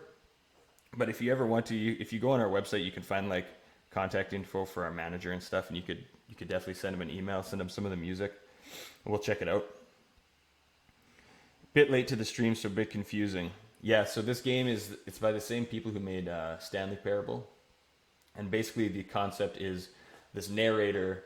These are all the little games that were made by a friend of this narrator, and we're kind of getting to know this friend of his by going through these games. You'd be just as confused if you joined an hour ago. It's true. So random. Orion, I found Twitch to be quite good for trying to push yourself out there a little. Absolutely. Yeah, this is really good. Do you stream as well, Orion? Got to treat that cat's irritated eye after for a bit. Kate, awesome. We'll chat with you again soon, Conrad. Didn't he make the dust map for CSGO as well? I'm not sure what that means. What's the dust map for CSGO? Haven't already. It's pretty much impossible to solve otherwise. And there is a solution, by the way. Okay, what did he say we have to do? Open your eyes. There's a giant door and then my vision went black. You can't see anything either. Can't you do something? Can you fix this? I am blind. Just standing against the wall. Are they all blind? Yeah, they're all blind. I can try. Oh shit. Oh, I see. Keeps restarting. Can we do anything? Okay, 1, 2, or 3. Help, I'm blind. I can't see anything, or what's going on. So many interesting streams. I even watched some Lego building streams to relax. Yeah, dude. I've been having so much fun just like going into other people's streams and other people's chats and stuff. And that's another weird thing for me is chatting in someone else's thing. Like I've never chatted in a chat room before. It still feels kind of weird to me. The only way to stop it is to speak something that is honest. I did a little last year just to pass the time during lockdown. Otherwise, I just hang out and I moderate a few other streams. Nice. The guy who made this game, I think, made a really popular map for a game. Okay, that's cool. Joe Bison says 3. Also, I'm definitely contacting the manager. The name of the band is Captain Tom and the Hooligans. Nice. What's going on? All right. Okay, we tried number 3. Let's try... Help, I'm blind. I can't see anything. Let's try number... Well, weird because 1 and 2 aren't honest, but let's just try 1. Help, I'm blind. There was a giant door and then my vision went black. Please, someone talk to me. Please tell me how to solve this. Please don't let this be forever. Let's go with 2. Please tell me how to solve this. Can we have a banjo duel? I'm not going to make any promises. Alright, let me explain how you're supposed to do this. On either side of the room are elevators, which go up to an upper level. You have to go up, walk over to the person who's standing there, and then select dialogue option number 2. To the elevator. Where's the elevator?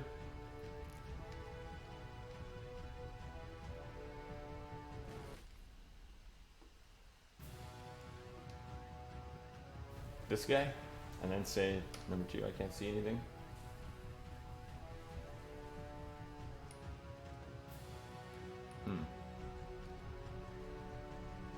Try 2 again. Please tell me how to solve this.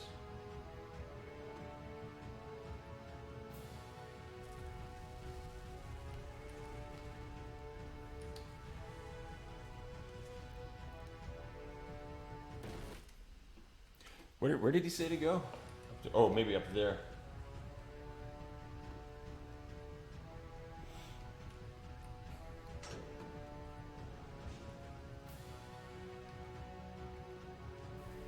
Tell me to stop, speak something honest. Oh, here we go. I can't keep making these. Yes, that's it. That's the truth. I don't feel like it anymore. I'm out of ideas, or it's draining me. Concerned. What are we doing? First off, he's never been this explicit in his work about exactly what he's thinking. So where's that coming from? But then even weirder, his work has potentially stopped being an outlet for him. Not like he's having trouble iterating on ideas, but he literally just can't think of new ideas anymore. And in person, he was being a lot more distant than usual. Like, you know how sometimes a person will just deflect anything that you say in order to keep themselves disconnected all the time? It was that kind of thing. Here was the point in my relationship with Coda where I really started to wonder if he needed my help in some way. All right, number 3. Sir Beef and Carlos say number 3. 3 it is. It's draining me. Keep going, keep talking. I haven't been honest. I can't figure out how to say the thing. I thought it was going to be easy. 1, 2, or 3.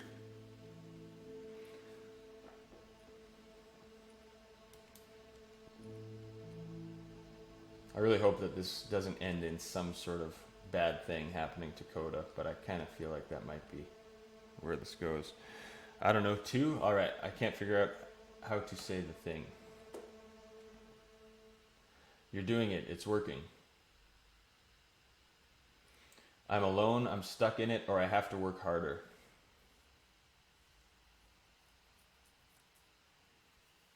Joe the Bison. Yeah, I know. I'm starting to feel the same way.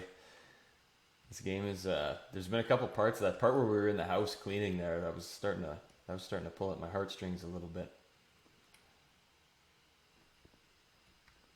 Obviously, a very troubled person. Or he just puts a bunch of random shit in games and tries to make it deep. But let's not be that cynical. What are we doing? 1, 2, or 3? I'm alone, I'm stuck in it, or I have to work harder.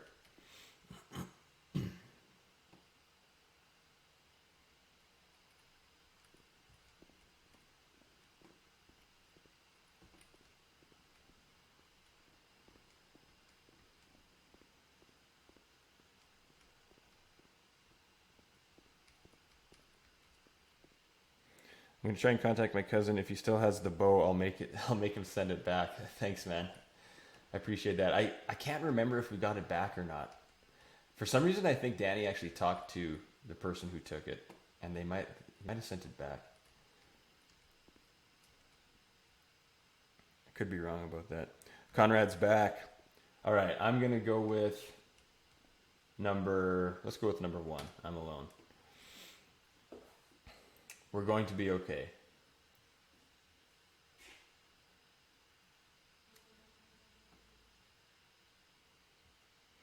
His I'm game's back. going to get more What's up, desperate Conrad? from here on out. After this game, it's almost 6 months before he finishes something new.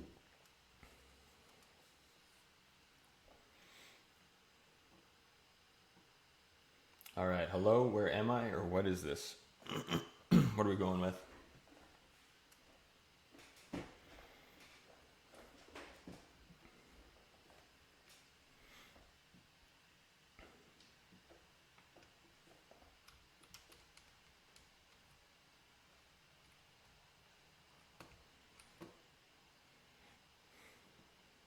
Hello, where am I? What is this? Anybody got an option that they want?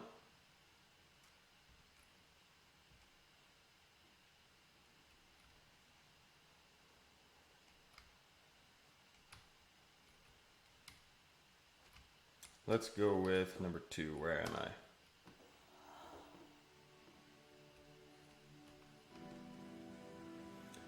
Shams is 2 again. Perfect. I don't know if there's a delay or what. I was talking to one person. Nate was watching one of the streams and he told me there was a bit of a delay. Alright, where did this island come from? How do I get out of here? Or hello, is anyone there? I think it's delayed like half a second. Oh, that's not bad.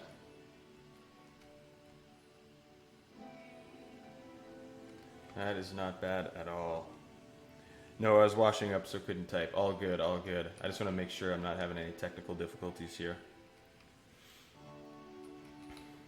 Let's go with 1. Where did this island come from?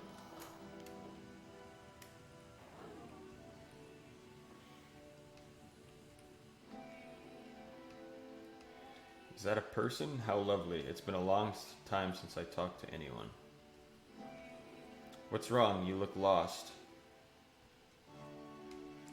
I'm completely out of ideas. When I try to create, I feel empty. I have nothing left to give to my work. Oh, this is getting sad. Have you ever gotten flack for being named the Dead South and being from Canada? Oh yeah, we get that all the time. Why are you called the Dead South when you're from the North? All the time, all the time.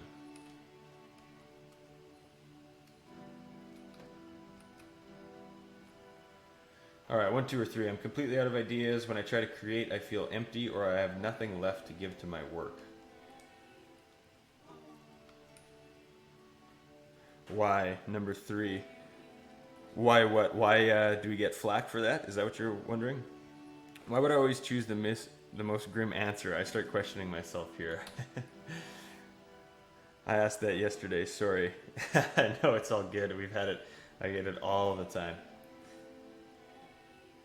Alright, we said I have nothing left to give to my work. Sorry, Conrad, I think you answered just a split second too late again. That keeps happening. I'll let you answer this next one, Conrad. 1 or 2. There was a machine that kept me going and it stopped, or I'm trying to find this engine that used to protect me to start it again.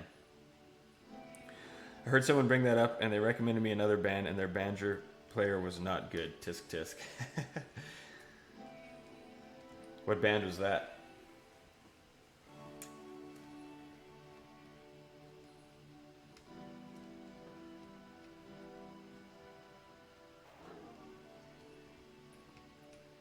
Alright, Conrad, what are we doing here? 1 or 2. There was a machine that kept me going and it stopped, or I'm trying to find this engine that used to protect me to start it again.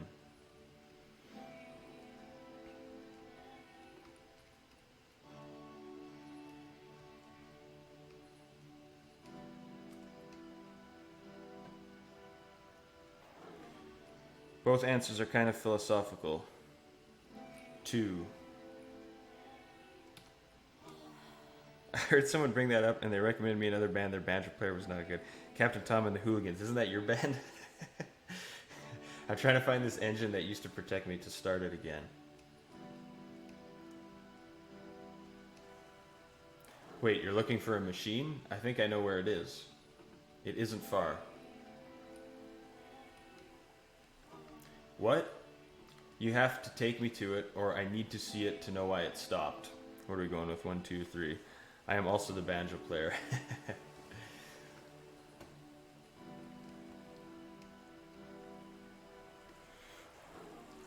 1, 2, or 3. 1, 2, or 3. So someone recommended your own band to you? Joe says 3. I need to see it, know why it stopped. I like that answer too. That would have been my choice. If the last game featured Coda talking explicitly about his creative frustrations, this one turns it up to 11. I can take Now, you to put it. yourself in my shoes playing this. Here's a friend whose work is exhibiting signs of struggle, frustration, anxiety, depression even, and yet still he keeps making games. He keeps throwing himself into the grinder even when he clearly doesn't have the energy for it anymore. Why? What is it for? I can take you to it, but there's a problem. It's guarded by a difficult puzzle. If you can help me solve the puzzle, we'll find the machine. Deal? Alright, we got 1 and 2 are both deal, or it doesn't matter what I say, does it? We're going to end up there one way or another, right? Oh shit. Oh, thought I fell off there for a sec.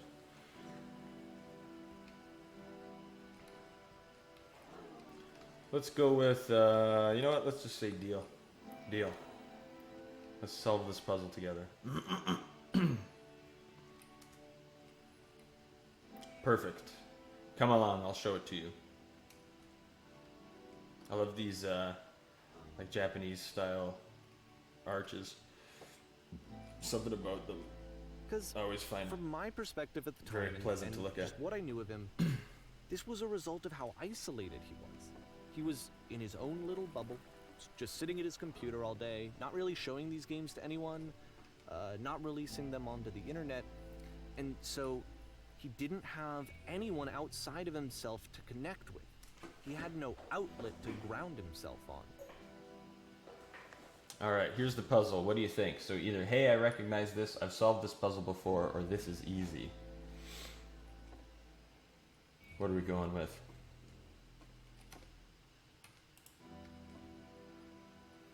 One, 2, or 3.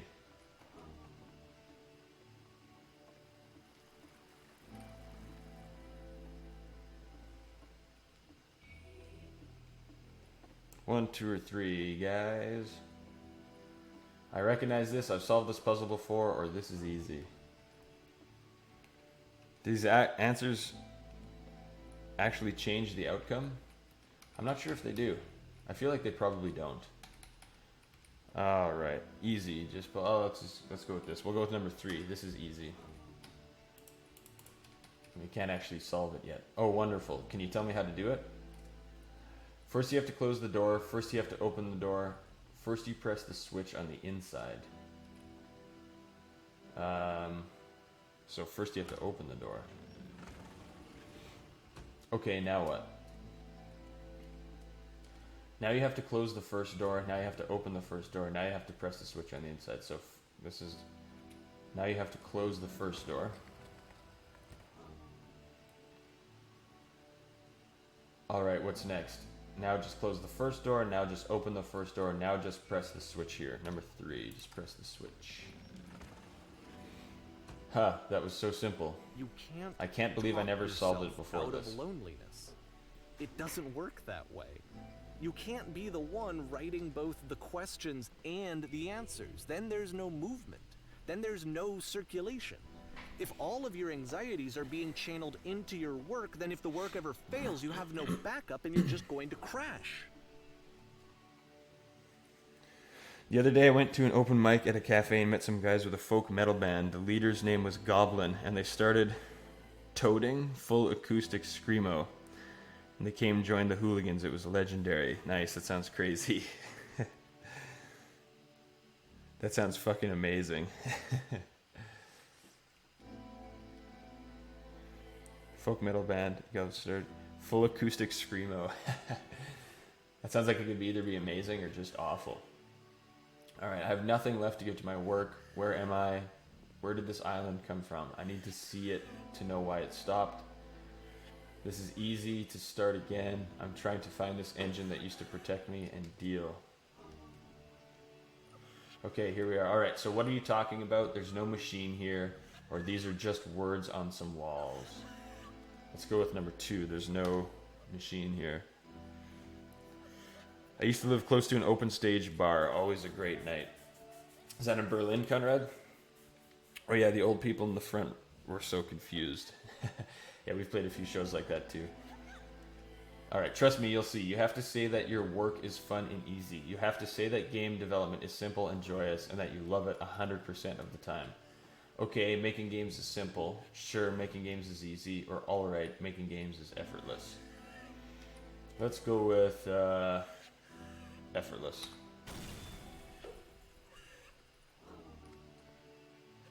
This is interesting. That feels wonderful. But it wasn't true. Why did the walls just crumble? Or why did I feel so awful when I said that? I'll let the chat pick this one.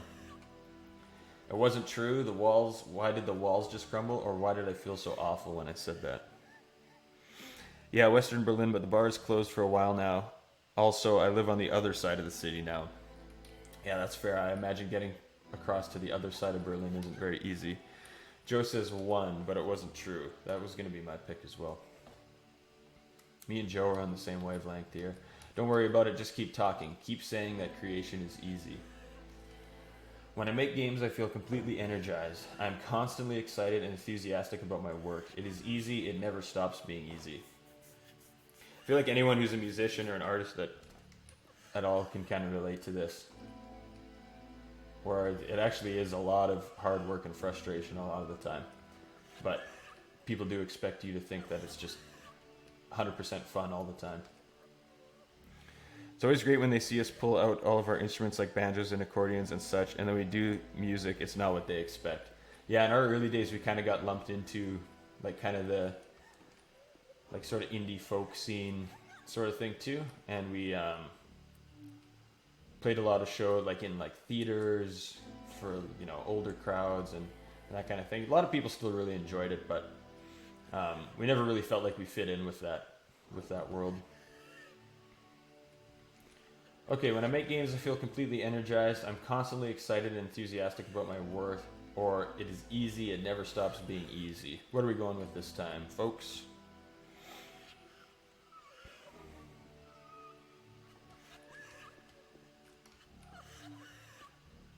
This like crying in the background is disturbing.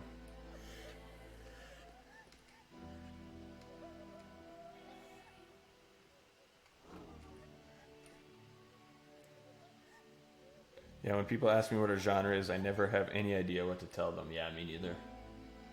That's always a tough question.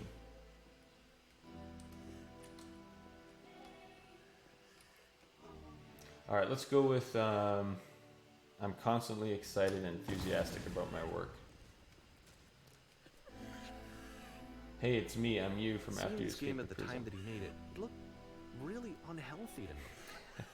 Sorry, Watching him do Conrad. this There we to go himself, again. I hated it. I hated seeing him so trapped. It's like video games are not worth this amount of suffering. Yeah, this is getting sad. I'm starting to feel really bad for Coda. What's the coolest and weirdest place you played? There's this full Dead South concert video on YouTube in Germany, I think. Radio 1's Lounge. Looks like a library. Yeah, that was a fun one. I think the Dreadnoughts are great. They call themselves Clusterfolk. I've never heard of the Dreadnoughts. I'll check them out. Clusterfolk is a good name. There's a Canadian band called Elliot Brood that we've played with before. They're really good. They're kind of like same sort of thing. They're not really folk. They're a little more on the punk side of things, but they have like acoustic instruments and stuff. And I think they call themselves Blackgrass or Darkgrass or something like that. Coolest and weirdest place you played? Oh, you know what? We played in Germany. I don't know if anyone... Conrad, I'm not sure if you were there. I don't think you were. It was in the middle of nowhere. It was at this little farmhouse in like the Black Forest in Germany. I can't even remember. It was Wupperworth or something like that. Wasn't Wuppertal. We've played Wuppertal a bunch of times, but this one I think also started with Wupper or Wupper. But it was basically just like a farmhouse in the middle of nowhere with all these like hippie people, and we slept there that night. We ate some like weed cookies before the show, and it was just a really strange. We were in the middle of nowhere, no clue where we were. There's like, I don't know, 50 people there maybe. We played in this barn. It was one of the weirdest experiences I've ever had in my life. I ate an entire magic cookie before the show and didn't know that it was going to be as strong as it was, and I was just completely out of it. Orange Blossom Special. No, this wasn't even like a festival or anything. It was just this weird little show. They do punk polka and sea shanties. They're also from Canada. Sweet, I'll check them out. Cultureland Fest. This is so cool. Oh man, were you there for that one? Was I there for that one? Barely. But yes, I was there. I don't think you were there, Rhubarb. This was in the early days. Also, everyone say hi to Rhubarb, Soundman Extraordinaire. Cultureland Fest? I didn't do Cultureland Fest. That's what you're talking about. I gotcha. No, I was not there for Cultureland Fest. Okay, what are we doing here? Every time I make something, I feel better about myself. I just never stop creating. Just never stop creating, and you'll never feel bad. Or it's such a simple solution. Wuppertal is always really fun. 1, 2, or 3.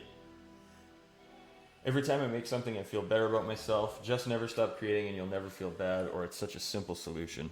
All right, been a ton of fun chatting, but I gotta go be a degenerate. Duty calls. All right, thanks for swinging by, Beef. I appreciate it. Nice chatting with you too. All 3 answers sound awesome in a Trump voice. I can't really do a very good Trump voice. It's such a simple solution. We'll go with that one. There we go. This is someone I really cared about. And I used to get so much joy out of seeing him create. For him to suddenly become angry and frustrated like this, it was the worst thing for me. None of this is helping. I'm going to vomit, or please, where's the machine? Oh God.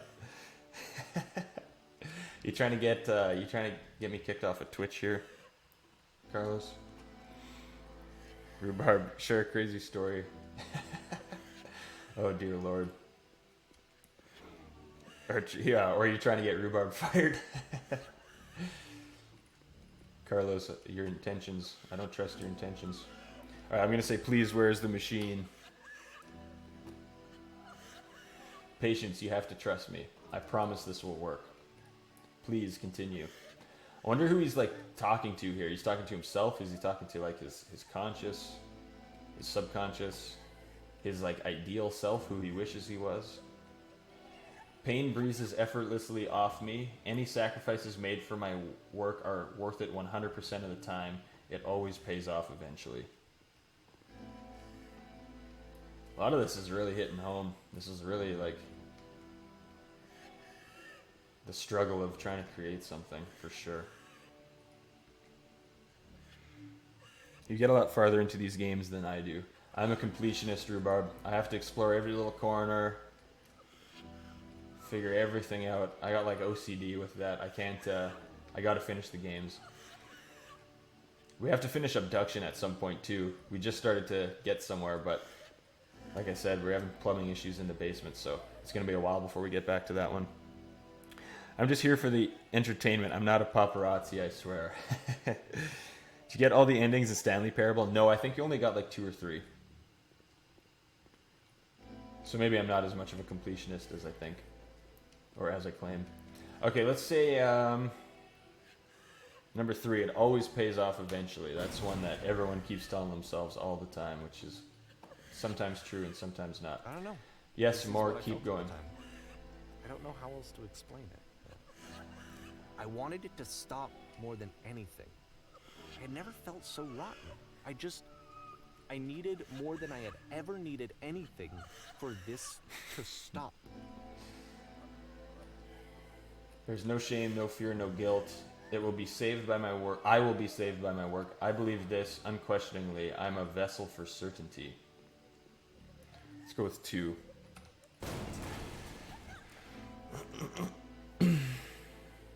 Life is strange would be a perfect game for you. So much to read and discover. Okay, maybe we'll do that next week, because I feel like we're probably getting to the end of this one. We might be able to finish this one today. You know what, I'm gonna screenshot that right now so I can come back and see what that was. In that case, this one time Colton was at band camp. Something about a flute.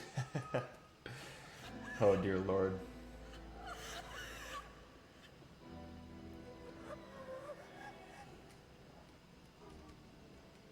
But it didn't stop. After finishing this one, Coda takes another 7 months and comes up with a new game. Okay, I need another cup of coffee. I'll be back in 2 minutes.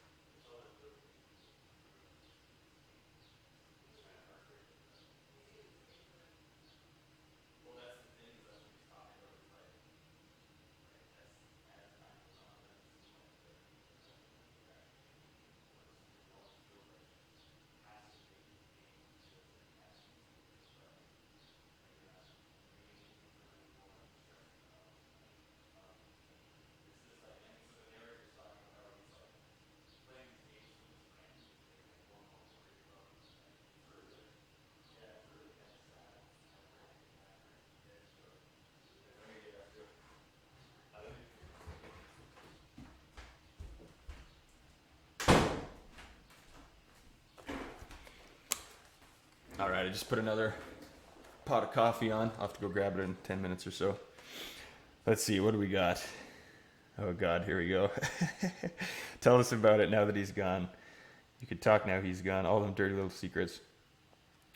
Just all type. I can't believe he did that. Like he wouldn't check all the messages. You guys are sick. If he could be bothered, that is. Don't worry, I can be bothered. Oh, pot's a good idea. There you go, Ruby. Oh, you didn't miss anything. Yes, in 10 minutes, we have another window for the next dirty little secrets. There you go. You guys can all gossip about me when I go get my coffee. All right, let's keep going. This game is getting sad. I feel bad for Coda. Ma'am, glad to see you've arrived safely. We've captured the machine. It's waiting for you now. You can begin the interrogation whenever you like. I intend to be quick, I intend to be quiet, or I intend to be brutal. What are we going with? Quick, quiet, or brutal?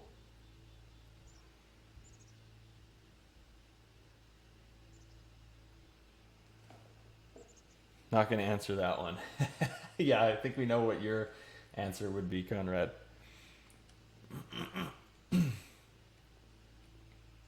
Brutal. All right. I think you and Conrad probably agree on that. I intend to be brutal. Very good. Just be warned that someone called the press, so we might have a bit of attention on this one. Also, one more thing that you should know about the machine. It calls itself Coda. Oh boy.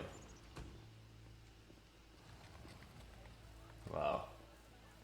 Do you know where the poisonous games have come from? What is the machine? Will it be punished? Where's the machine now? What are your next actions? What has the machine been doing? Hello? What will be done with the machine? What can you tell us? Here it is. And of course, it's the machine. You stopped. Hey, you should play that game you showed us yesterday, the black and white pirate ship game that I forgot the name, Return of the Obra Dinn. I would love to play that one. The only problem is like, so the point of the game is you have to go around and identify each person, who they are, and how they died. And the whole fun of the game is like using the process of deduction and like looking for these little clues to help figure it out. But once you've solved it, it's I don't know if it's that good to replay. We could try it. Could maybe breeze through it in a day. It's an amazing looking game.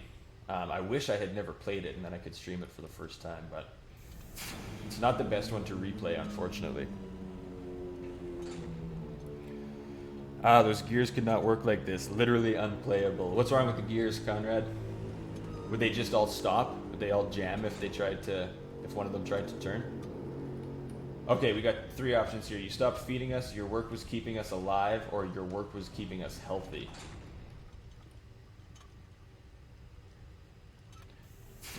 But Carlos, you should play that game, because it's freaking amazing. Yeah, they block each other. Yeah, it seems like it. Let's go with you stopped feeding us. Those people out there, can you imagine what pain you've put them through? Or it was only because of your creations that any of us could make it through every day. Or how could we possibly go back to trusting you to do this job? So he's like arguing with himself, hey? This machine is obviously the creative part of himself.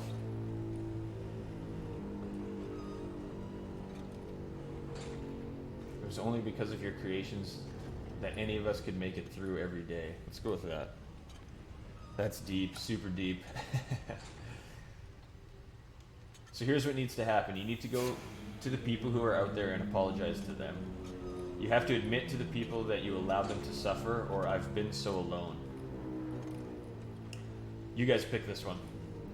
Here's what needs to happen. You need to go to the people who are out there and apologize. You have to admit to the people that you allowed them to suffer, or I've been so alone.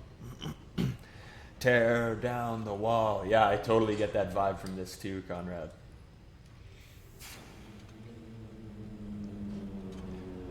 Number 2. says Ruby. You have to admit to the people that you allowed them to suffer.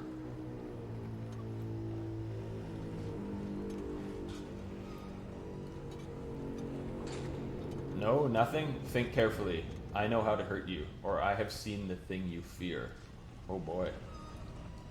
We're getting dark here.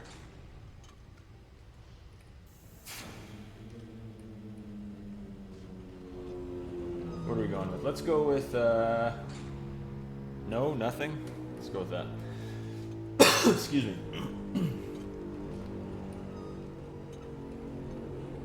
Alright then, I will speak to them for you.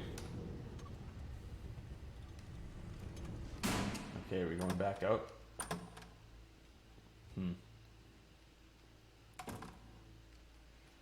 My followers or my friends? How do we address the crowd? This cubes on the head thing is so cool.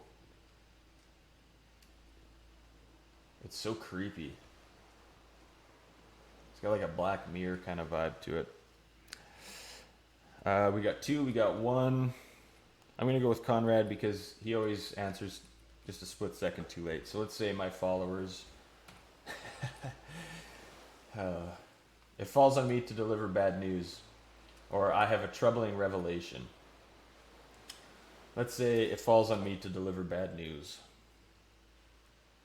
The machine will not apologize to us, or the machine refuses to admit that it deliberately hurt us. Let's say the machine refuses to admit that it deliberately hurt us. Did the machine deliberately hurt you, though? I don't know. But this is not important. We are stronger than it thinks we are. We'll find a way to live, this is not important. We are stronger than it thinks we are, or we will find a way to live without it. We do not need its games. Let's go with, we're stronger than it thinks we are. Let us pay it retribution, or let us show it that we are not failures.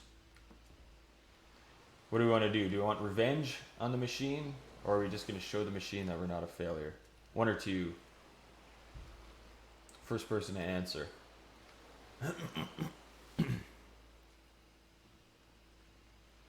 Conrad says 2. Let us show it that we are not failures. Follow me, we will destroy the machine. Or follow me, we will destroy everything that the machine has created. Ooh, interesting. Destroy the machine or destroy the creations? What are we doing?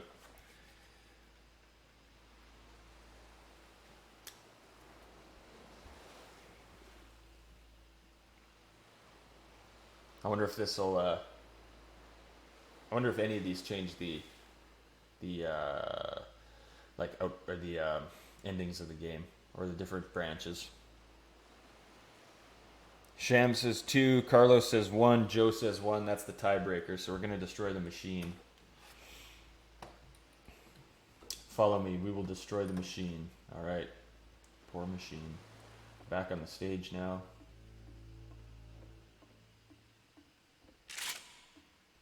Oh, the gun's back.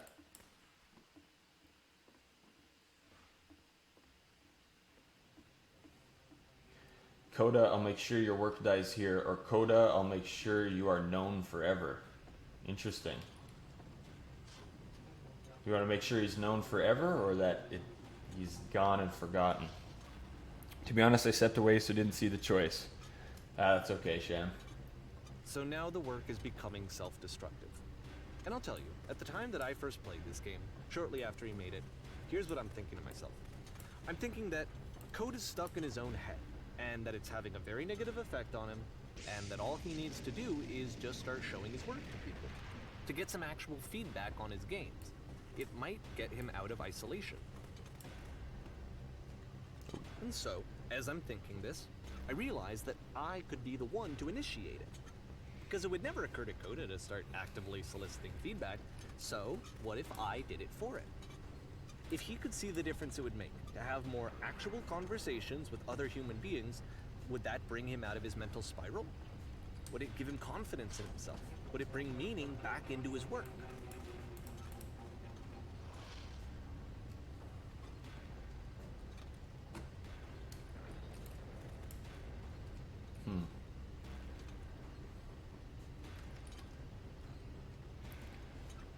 This is really the wall album in shape of a game. Yeah, you're not kidding. It has a very similar feel. The music's even really similar.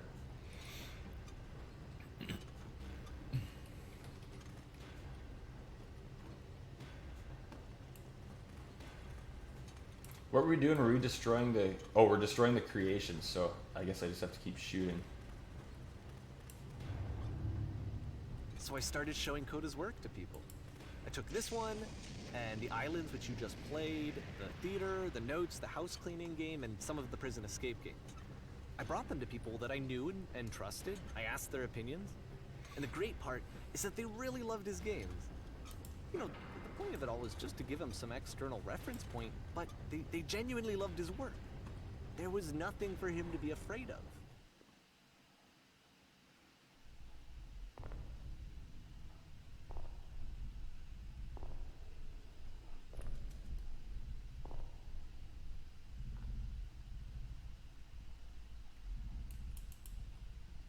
Put down your weapon.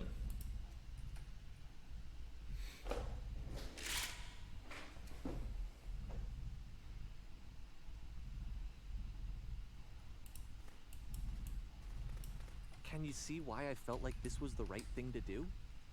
Because it's the thing that I always feel like I need, to be told that my work is good, that I am good. When someone really connects with a thing that I've made, when they see themselves purely in my work, there's nothing that feels better. And I got to give that very same feeling to my friend. I did something... I really felt like I'd done something good, like I was a good person. I felt like there was a friend who was in trouble and was unhappy and maybe didn't like themselves, and I could fix it. If I could give him this gift, maybe I could fix the problem. When they told me how much they enjoyed his games, it was the best feeling. It was the absolute best feeling. It made me feel so happy. So beautifully, beautifully happy.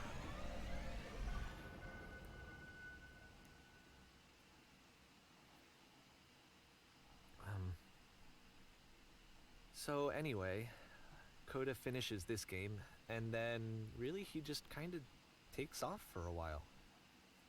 So this is June of 2011, and I didn't hear anything from him for several weeks, I guess. And so out of nowhere, one day I get an email, and it's got a private link to a new game of Coda's. This one is called The Tower, and to my knowledge, it's the last game that Coda ever made. So let's take a look.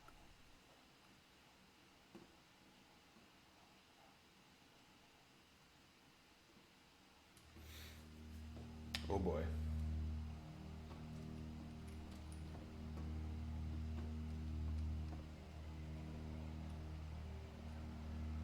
And this is where I have trouble saying anything meaningful about Coda's work.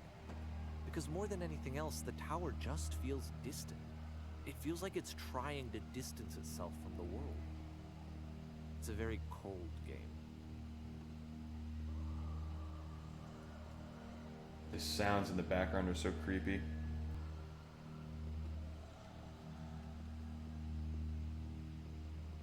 This room actually has a maze in it. Oh. Except that all the walls of the maze are invisible. And then every time you touch one of the walls, there's this awful flashing and noise. So the experience is really miserable. The game goes beyond not being meant to be played. It actually seems to despise the player for trying to play it at all. But I do want to show you the rest of the levels, so when you're ready to continue, press enter and I'll put a bridge over the maze. Alright, let's press enter. Do you like Metroidvania style games? I love Metroidvanias. Hollow Knight was one of the best games I've played in the last few years. It was so hard though. I had such a hard time with that game. I never finished it because it just got too damn hard. But I absolutely loved it. I loved the art style, I loved the world, And to the be music. fair, it's not like this is the first game that's needed some modification to be playable. Like the house cleaning game. You know, that one used to actually loop the cleaning chores and you just cleaned a house forever. I had to cut it off so that you could exit the house and the game would actually end. But that game had an idea that it was actually trying to communicate. What's the deeper idea behind the invisible maze? That house cleaning one The was only way past this emotional. challenge is to randomly guess the 6-digit code. Like the invisible maze, it's frustrating to me, because it's the opposite of everything else that Coda has made. It doesn't encourage thought or engagement. It doesn't ask anything of me, except a lot of my time. If I could have reached him during this time, then maybe I could have asked him, but I couldn't. I still don't really understand why this is here. I'll put the code on the ground for you here, though, so that we can move on. 151617. Oops. Shit.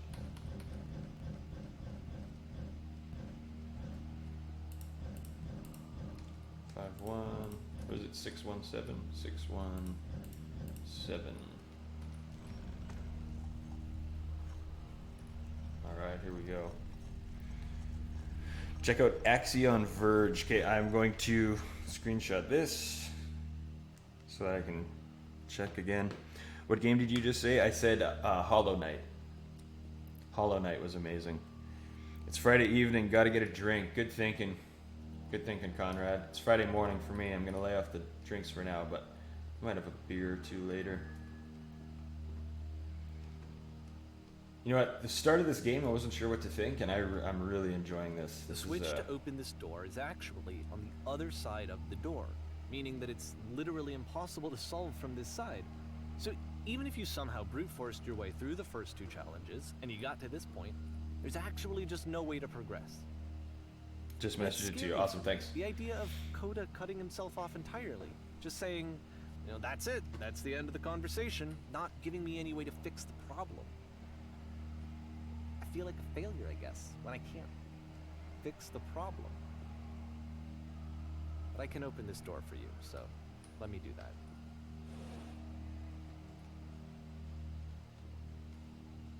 Was I a failure for not understanding this game? I don't know why I would be. It's not like everything needs to have a solution, but I feel it somehow. I feel like I failed, and I don't understand why. Hey, Rhubarb, is that... Remember, it's June of 2011. I'm just going to pause for a sec.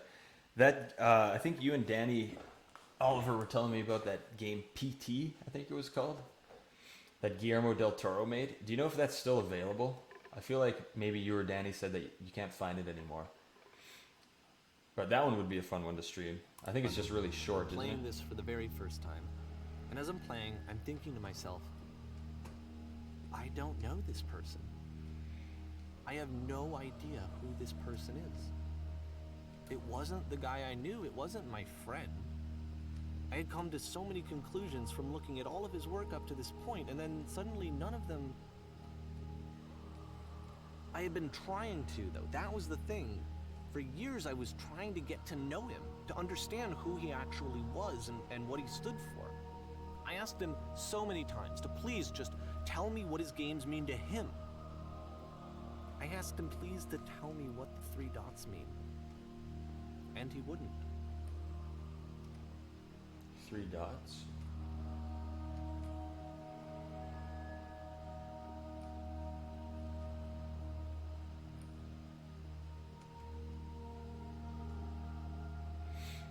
I just felt so strongly that if I could have connected with him, that if I could have somehow made his work my own, that I would finally be once and for all happy. It was that I needed to see myself in someone else. I needed to be someone other than me. But he stopped and left. It felt somehow like I had failed.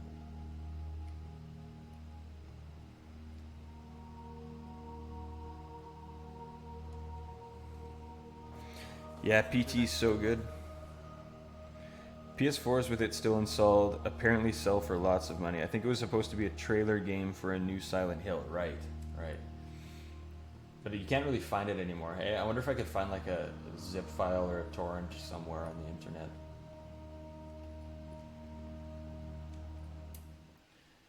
Dear Davey, thank you for your interest in my games. I need to ask you I'm not the to reason speak that me. You stopped making games, aren't I?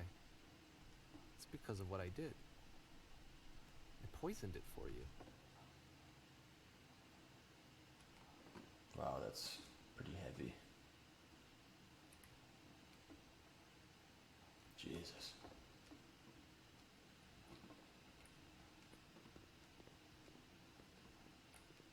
I don't think I ever told you this, but when I took your work and I was showing it to people, it actually felt... It felt as though I were responsible for something important and valuable. I wonder at times whether you think I'm making these games for you. This is getting so sad. Short but spooky. Looks like someone made a remake of it for PC. Sweet. Maybe we can get that. And the people who played them, they treated me like I was important. They really listened and cared about what I had to say. Even though I was showing your work, I felt good about myself. Finally. For a moment, while I had that, I liked myself. You've so infected my personal space that it's possible I did begin to plant solutions in my work somewhere hidden between games. If there was an answer, a meaning, would it make you any happier? Would you stop taking my games and showing them to people against my wishes? It's kind of what he's doing by releasing this, isn't it? Giving them something that is not yours to give, violating the one boundary that keeps me safe. Would you stop changing my games? Stop adding lampposts to them? So did Davey add the lampposts to the game? The narrator? Or is that just a metaphor for... Would you stop meeting the... And I didn't have anything left to show people. I just had to be with myself. And as soon as that happened, there was no feeling at all. Nothing. Less than nothing. What does that mean? When I'm around you, I feel physically ill. So you actually made this game specifically for the narrator, hey? Like he's actually saying this to Davey or whatever. You desperately need something and I cannot give it to you. I literally do not have it. This is heartbreaking. Struggling to come up with new ideas is not making me depressed. Low points are just part of the process. The fact that you think I'm frustrated or broken says more about you than about me. This is really interesting. I realize that this doesn't make sense to you just yet. Which is fine, you're not my problem to solve. But I do hope that one day it clicks and that you make peace with this thing you are wrestling. It kind of seems like they've almost switched I'm afraid switched that I did roles something here. really stupid because I don't like myself. And when you finally see what I'm talking about, don't say anything.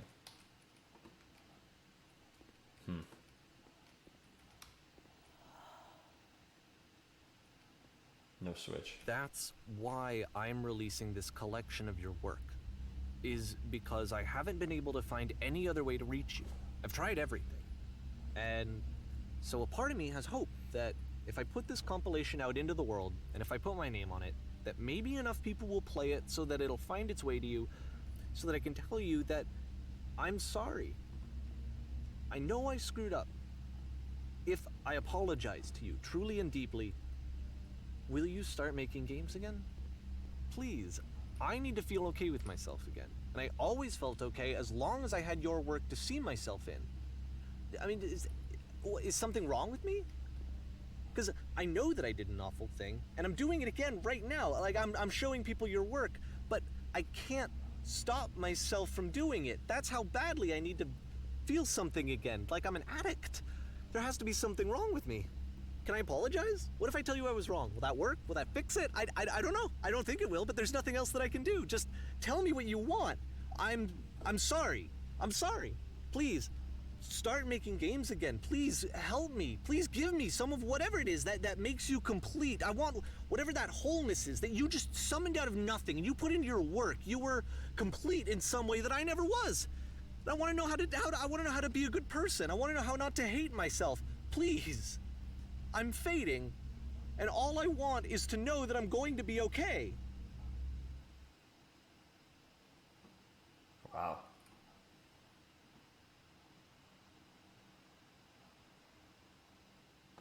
This is a real experience, this game. This is Epilogue.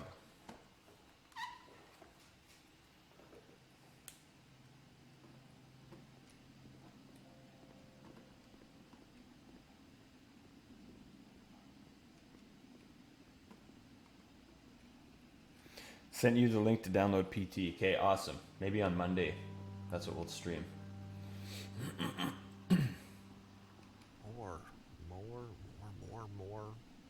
More love, more praise, more people telling me that I'm good. Always more. It's like a disease.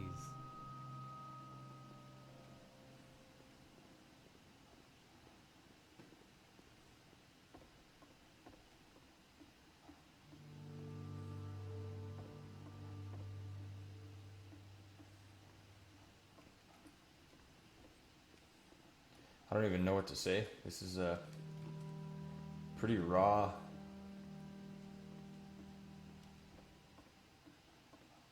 So really, it's the narrator who's the one who he was kind of projecting, I suppose, what he was feeling onto Coda. Hey, he's the one who kind of felt like he needed the validation and the praise, and was pushing his needs onto his friend. Just watch a quick clip. PT looks mental. It is mental. Maybe both are the same person. Yeah, it could be. This could be, like maybe this guy just made this whole thing. I'm not going to look up PT at all. I'm going to go in totally blind. We'll do that Monday morning. All right.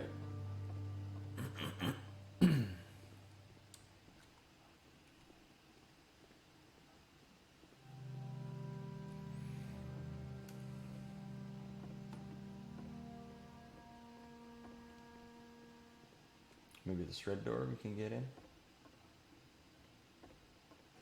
There we go.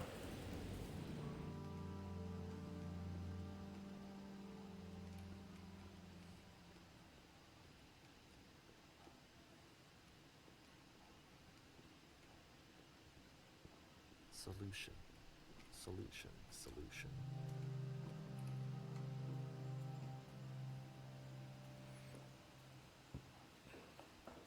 This is a totally different tone than all the other games so far.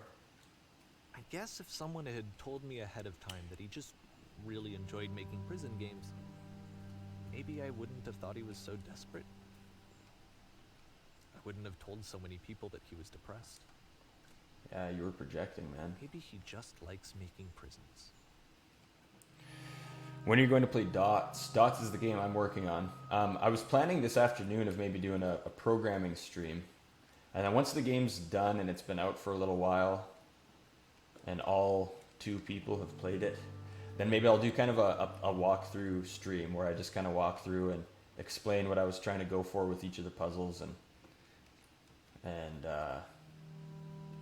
yeah, but we'll do that. We'll do that later.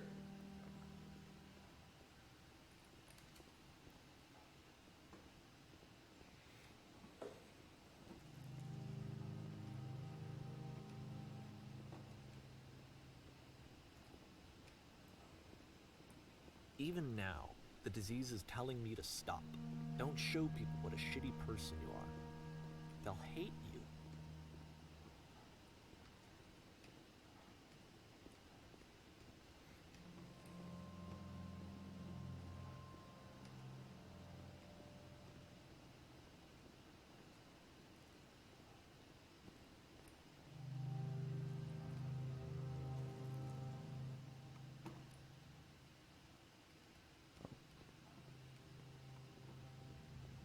That's creepy.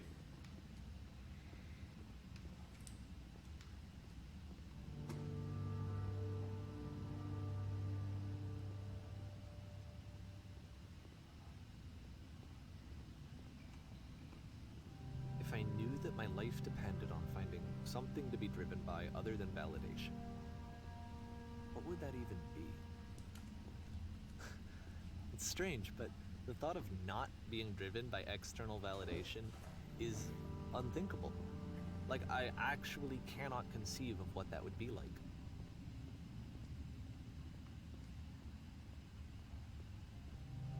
that's sad. That's got to be a tough way to live. I guess we all kind of experience that to a certain degree, but when that's your only motivation is external validation, that sounds like a bit of a prison. What now?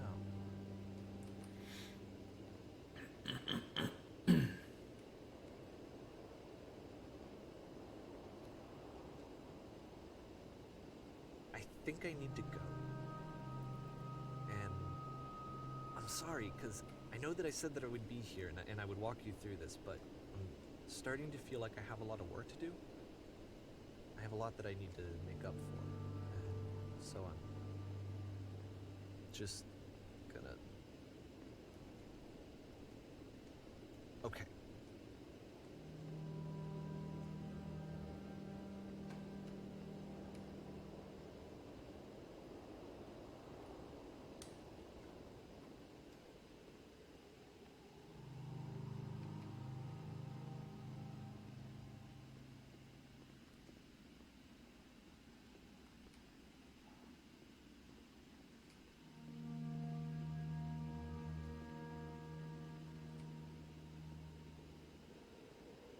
I need to walk through each of these arches for some reason. It wouldn't feel right to skip one of them.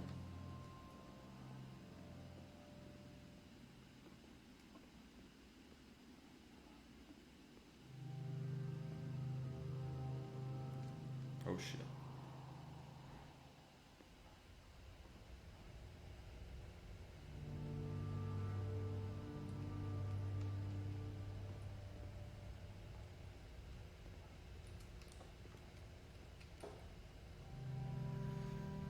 Well, okay.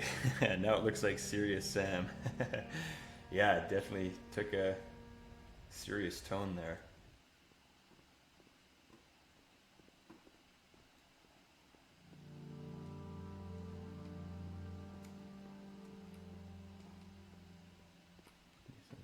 Whoop.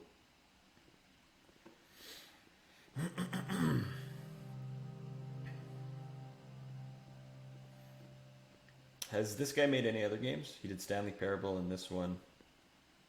I think this was like 2012, so he must have done something since then.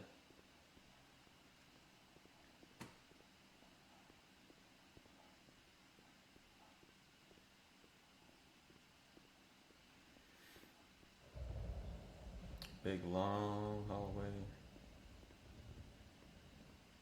Oh, is that the beam from the start of the game? Looks like it.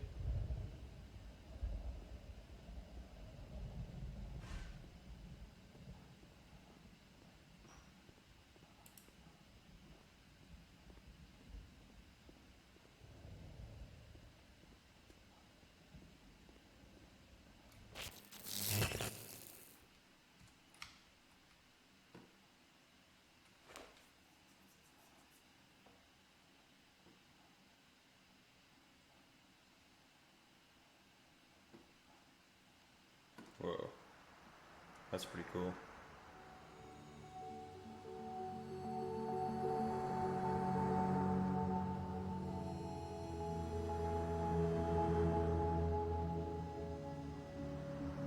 This is cool. I think he's only made the 2 games, according to a quick Google search. That's too bad. I'd like to see more from this guy.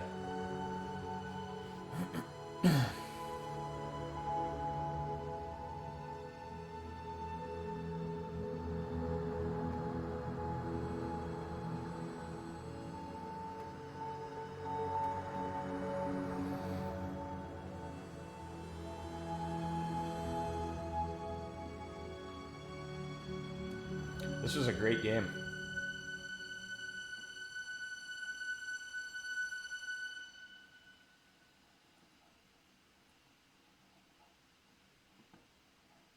Turn back, For R. turn back from this cave. That was great. You said, I like that. This project would not have been possible without the following individuals. let me go away. I enjoyed that. There's a couple. Whoops. There's a couple parts there where it really tugged at the old heartstrings. Seemed like a very honest. Just want to turn this down a bit. Seemed like a very honest game. I'm curious how much of that was all true. It felt pretty true. And how much of it was